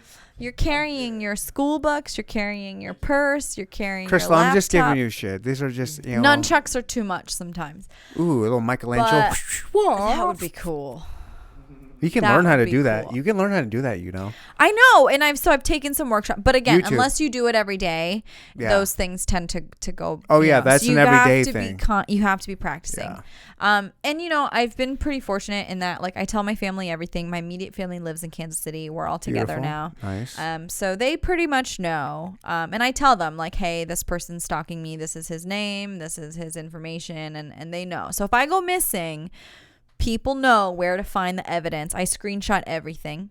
So all you dudes out there who are sending me hate mail right now, or sending me like sexually suggestive send it to me, messages, you fucks. Send it to me. Bring it to me. I'm not scared. Talk your shit. Different Bring outlet. it to me, please. I screenshot all of it. I'll dox myself if I have to. Just leave her alone. Come at me. I'm not scared of you pussies. You're 14 in your mom's basement. Get the fuck out of here. Some of them are like grown ass men. And then you're in prison. Your little prison. Some of them are in that prison. Prison asshole is fucking with you. Come at me too. Please, actually, that would be bring great. on the podcast. There's one thing I could here. get out of this. If you could all send please, Ryan. neandertalkpodcast@gmail.com. neandertalkpod on Instagram. neandertalkpodcast.com. This is just plugs for me. Bring it on. Hashtag death threats to Ryan. Death threats to Ryan. Bring it on. From now on. Yes. Thank you. I screenshot everything. I tell people that are close to me, this is like my death threat box. If I go missing, look here. So I'm pretty good. I tell people I share my location. You're good after the fact. You're like, oh, if I get, you got to prevent it. No, beforehand I say, like, this is where I'm going. This is who I'm talking to. So people know, people who are close to me, who I trust, know where to find the body. But I think that that's great example of like, I don't consider myself a celebrity. I don't see myself that way at all. I don't go out a lot in general. Are there Kansas City celebrities? Like local celebrities? What's a Kansas City celebrity? I don't know. I don't think I know a lot of them, so I just see them as people. But you guys are, like, as far as like, if I were to see, I'm not gonna flip out. I'm gonna be like, oh shit, that's Crystle Lampitt. Say, sure. I honestly wouldn't have known. I don't watch local shit. I would know a couple people. I'd be like, oh shit, that's Mark Alford. You know what's so fun? Yeah, you're right. And you're funny. That's funny that you mentioned that, because I've done that with people like Mark Alford, John Holt. I wouldn't even know. I would have I'd be like, 100%. And I've totally done the that. other Lauren Halifax. Sure. Absolutely. If you saw Gary. Oh shit. Hold on. You ready for a good one? This is Holly Starr. Holly Starr. Absolutely. Oh my Where's God. she at? When I met Did you her. take her? Did you take over her Yeah, spot?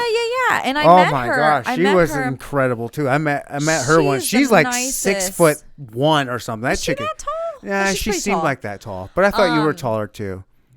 People say that a lot. I'm like, I'm really not that tall. But no, Holly was awesome. And when I met her, when I took the job at the station, I met her, and it's interesting because you just took feel her like spot? you know them. Yes. Was there any like jealousy or animosity No, oh or my like God. cattiness? Fuck you for even bringing that up. Why? Are you serious? Yeah, dead serious. I know how women do are. No. Dangerous generalization. That's what I do. I This generalize. whole thing. Fair. That's fair. We do a lot of generalizing. No, I oh honestly, my I'm not. God. I'm not serious. I wouldn't think there would be I know. real cattiness. But she was super sweet, and when I met her, it is interesting that you talk about it in that context around like what is a local celebrity. Right. Because when I met Holly Starr, I 100% was like, oh my God, Holly! Yeah, And I there gave you her the go. biggest hug, and she was like, oh my God, who are you?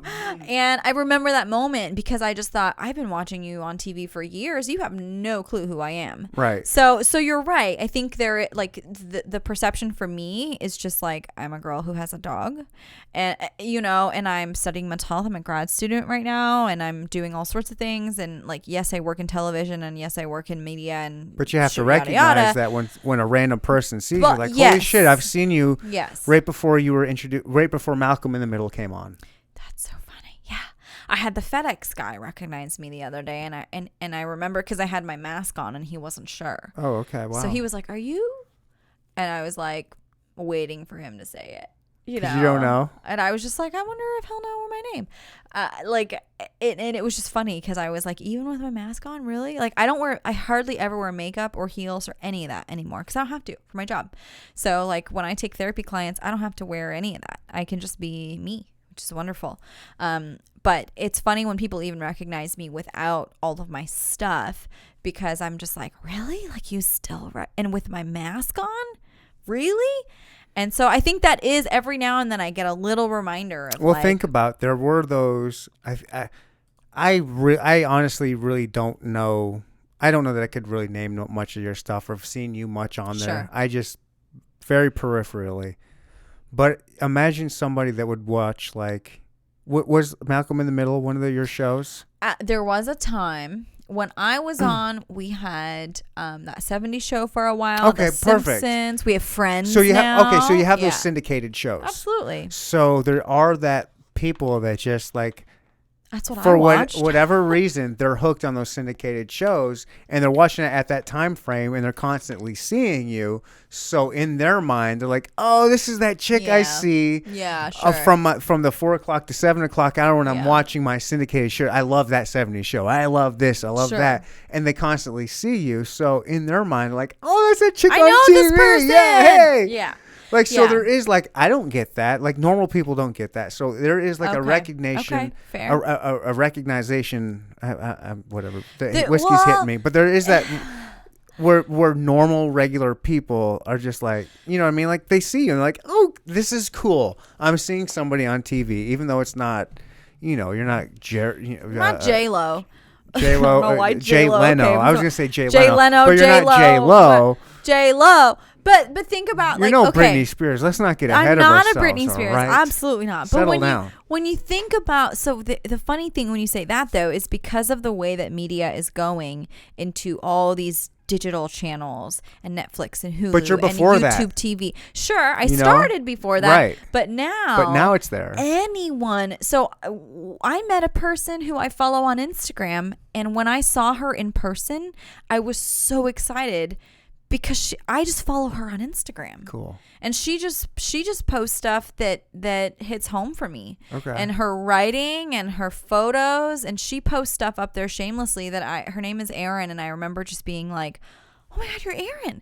And I had a whole fangirl moment because of her Instagram. Isn't that awesome? And it's so different now because genuinely, if you have a following on Instagram, YouTube, any of these digital mediums, you can have the same, if not more, recognition than a local celebrity, quote Okay, unquote. So, right. so it is interesting because I think like my favorite my favorite time of getting recognized was for the morning show. And it was a mom who was probably like a middle-aged woman who saw me and my co-host Kelly Nyberg out shopping. You guys look like you had so much fun together. We had a blast together. And she just saw me and Kelly out. Charlie, do you want another drink? He's not going to be able to edit pretty soon, man. Like, he's going to be like... He's passed the fuck out over there. hasn't- You want like- some more whiskey, Charlie? Oh, no, I'm good. Are you like sure? The frame hasn't Do you changed. need to go in, like, home? an You hour. are like... I just was like... I had to stop her from it to see you passed out. He must be so... Charlie, do you ever get just, like, annoyed as shit listening to people talk? Good question. Nah, honestly, I don't. I really enjoy myself. He's being on lying. here and just, He's lying. Let me see your eyes. Let her see your eyes. Is he lying? Do I need a new He's camera high. guy? He's high. When did you smoke weed? Did you smoke while we were gone? That's not allowed in this studio. No. Are He you looks talking about? sincere. He looks so sincere. You have to be so annoyed with us right now. nah. Are you annoyed with us? Would you like us to I'm end annoyed this? with myself. I'm hungry. I will say I'm hungry. So let me finish. Let's finish this up. I want you to go get food. You know what's funny? I just want to point out, how long have we been going? I don't know. 2.5 hours. Oh, that's it? Jesus H. Christ. Oh my gosh, you gotta go. I took up all your time. I don't know. It is 3:30. Okay, actually, it's been about almost 3 hours now. You want to hear something funny, Crystal? Before we started, before we put the mics on, I remember like it was yesterday. I was at the refrigerator right there getting some water. And I said, you said, how long do these podcasts go? I said, anywhere from 1 to 4 hours. It's like, I couldn't imagine 4 hours. And Oh, look at shut us go up. now. Isn't that, like, couldn't you I keep know, going? Couldn't you I keep going? know. Let's I get, like talking to people, man. right. How about this? Why don't we just wrap this up in a minute, and Okay. then I'll get you back in here, and we'll We'll wrap up because continue. we didn't This get a whole lot of mental health stuff in. Yeah. We tickled it a little bit, You brought more A little awareness. teaser. but we brought a little awareness. But next time, maybe I'll Uber you out here. We'll have the $60 bottle of High West. I like this. It's like you get like, a returning guest gets like the more expensive stuff. We're gonna you edit like to this. make It's sure- just you because you are a celebrity. This is gonna be my highest rated and viewed podcast in the I history. highly doubt that. I do too. I'm sure. I highly doubt that. Highly doubt that. People out here are like, what are these idiots talking about? Actually, I don't think so. you're very smart. Don't sell yourself short. You almost have a master's. I'm getting I'm there. a boot camp dropout postal worker. Hey, not everyone gets through boot camp, man. It was fun. I would suggest it. Go do it. What was is it? fun. A 6 week, 8 weeks? How long is that? How long is boot camp? How My long is class basic training? was the last class to do, I think, 9 weeks, and then after us, they were going down to like 8 or 7. I think. I went in 1998. Wow. Yep. How old were you? 18? 18, fresh You out were of 18. high school. Yeah, okay. Fresh little high school Wow. cutie with just a cute little face and a tight body.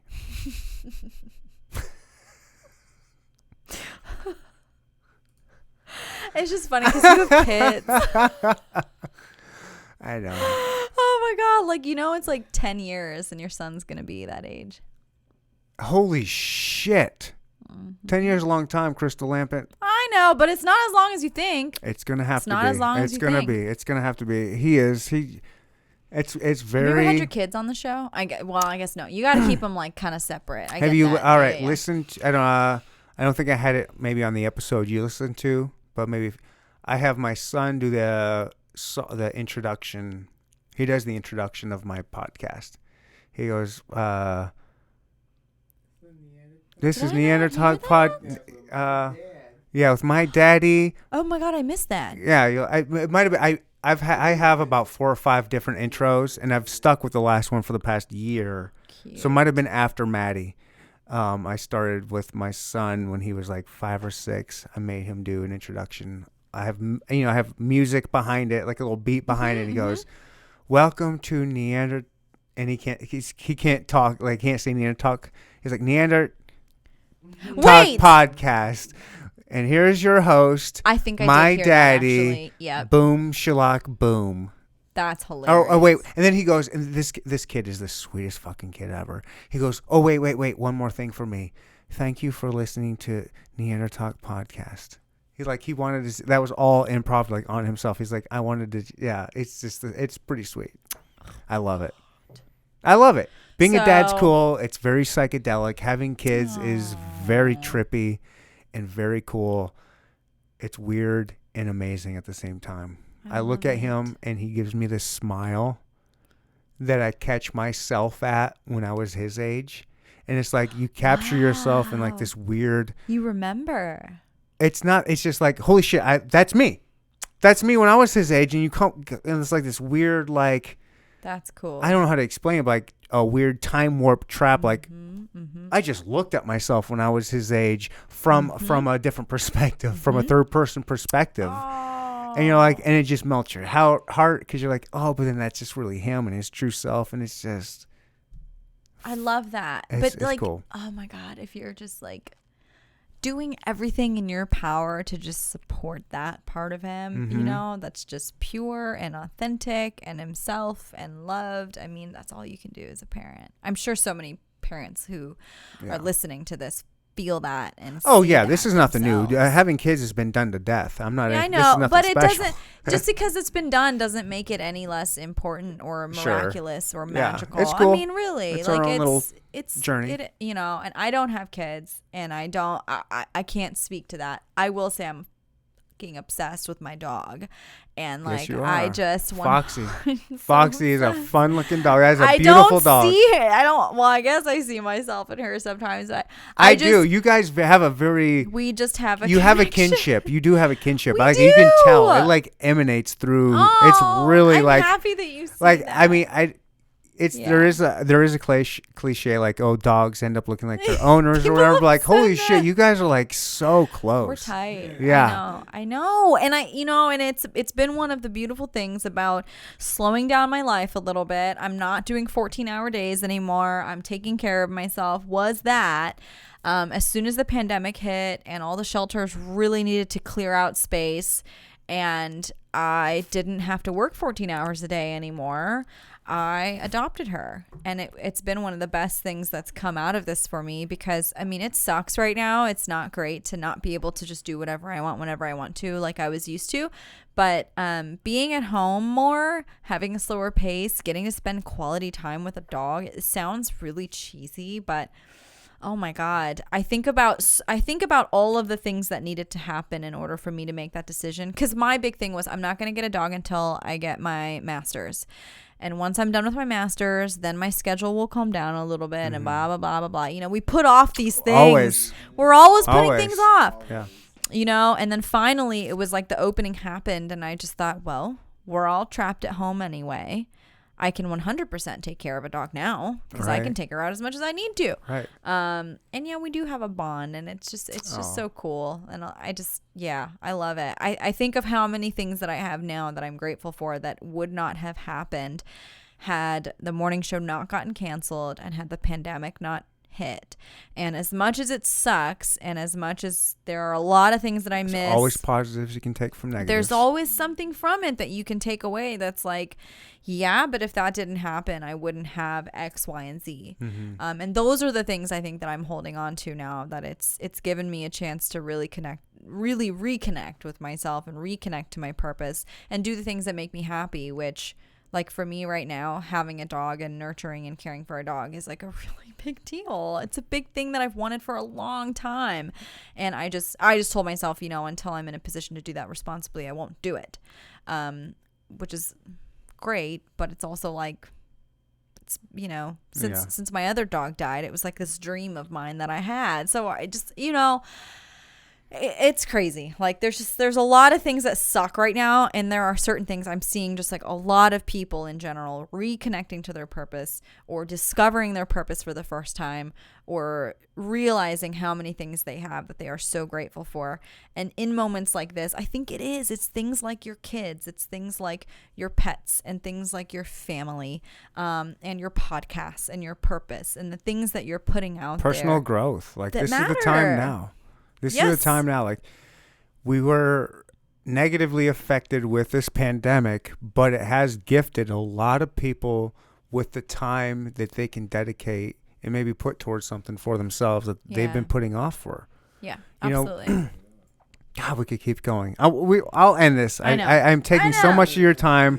I could keep going on. Like, I could go another whole thing. Like, why aren't we talking about health during the pandemic and trying to get yourself healthy and doing vitamins and making sure you're ready for it? But that's another time. You'll come back on, I think. I will. We had a good time. This was great. Why don't we just go ahead and, if there's anything you would like to say right now, I'll give this time to like pimp whatever you want, if you want, or just kind of, Okay. we'll wrap it up. This was first. Thank you. Thank you for Like, having for me. legitimizing my podcast with a legitimate Kansas City celebrity agreeing to come on the best podcast in Kansas City, in my opinion. Thank you for actually agreeing to come on here. This was phenomenal. And go ahead and take it away if there's anything you'd like to say. So, I appreciate you having me. I love any opportunity that I get to just speak to what's important to me. So I'm always grateful for opportunities to do that.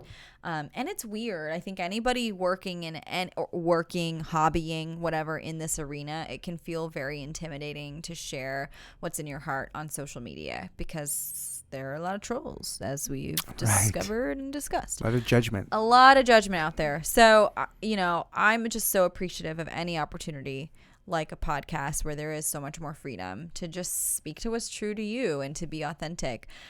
So I appreciate coming on, and you're right. It's crazy that we've been here for so long, and I was totally like, this isn't going to last more than an hour. You were nervous. You were like, wait, should I keep talking, or I'm are we like, gonna, should I have are we brought gonna, snacks? You're like, are we going to run out of things to talk about before? I totally worried about that. Yeah. I was like, God, we're talking so much now. Like, but to be fair, like, I'm a pretty talkative person, right? I hosted a freaking talk show, and now I work in therapy where and I host a talk talk to show. I was like, what is this chick worried about? Oh my God.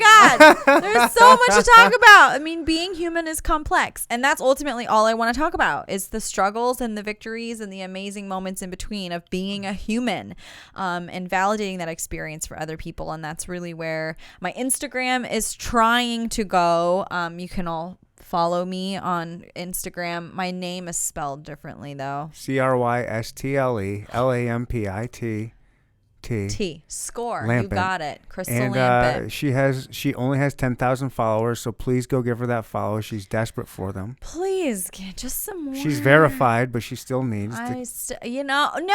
I genuinely want to reach as many people as possible with this message that, you are human, you are meant to be here, you are worthy of being here. We all have a purpose, we all have value, and I don't think we all believe that about ourselves. And so right? I love what I'm doing now, and I'm getting to take clients now. It's incredible being on the inside and hearing what people talk about.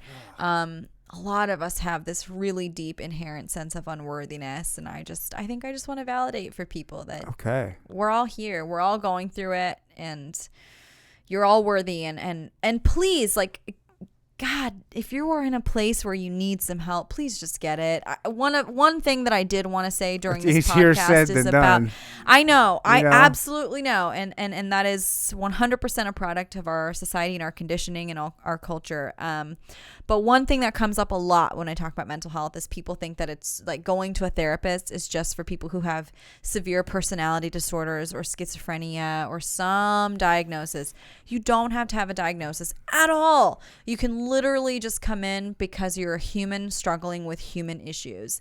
And I just really want to encourage people, if you're in that place right now, because we are in an abnormal situation. So if you are having a very usually valid reaction to a very stressful abnormal situation like a pandemic, please do something and reach out and, take advantage of the resources there are. And don't think that because you're seeing a therapist, it makes you sick or wrong or bad. Go do it. Do it. If you can it. afford it, Let's if you have your normalize insurance for it, whatever, go fucking do it. And Maybe side your job might pay for a certain amount. Your job might cover it if you have an employee assistance program, and certain insurance companies like Ambetter are completely covering therapy appointments 100% throughout the duration of COVID-19. Oh, so wow. 100% covered. And if that's not an excuse to get in and deal with your shit and talk about some of your stuff and process some of your stuff, I mean, really, this is the time to do it. Right. So, yeah, I get it. There are affordability issues, but there are people like my therapy office, Resolve Counseling in Prairie Village. We do sliding scale. We take in people who can't pay. There are options, and I hope that people know that they're out there, and that, if you have questions, reach out to me at Crystle Lampitt on Instagram. I have DMs all the time. I love the DMs that I get about people asking for recommendations. Nice. And I feel like we gave some airtime to the trolls, but I don't think I gave enough appreciation to the people who reach out to me who are like, hey, I really need help with this. What do you recommend? And I can always give a referral, or I can say, hey, I'm taking new clients. Come see me. So that's out there. And I would love to be that person for people, even if it's just guiding them to another resource that can help. Thank you. That's it. That was awesome. We could easily keep going. There's so much more to talk about and get to. We'll save that for episode 2. I don't know. That's it, everybody. Follow Crystle Lampitt. Follow Neandertalk Pod. We're out of here. Bye. Bye.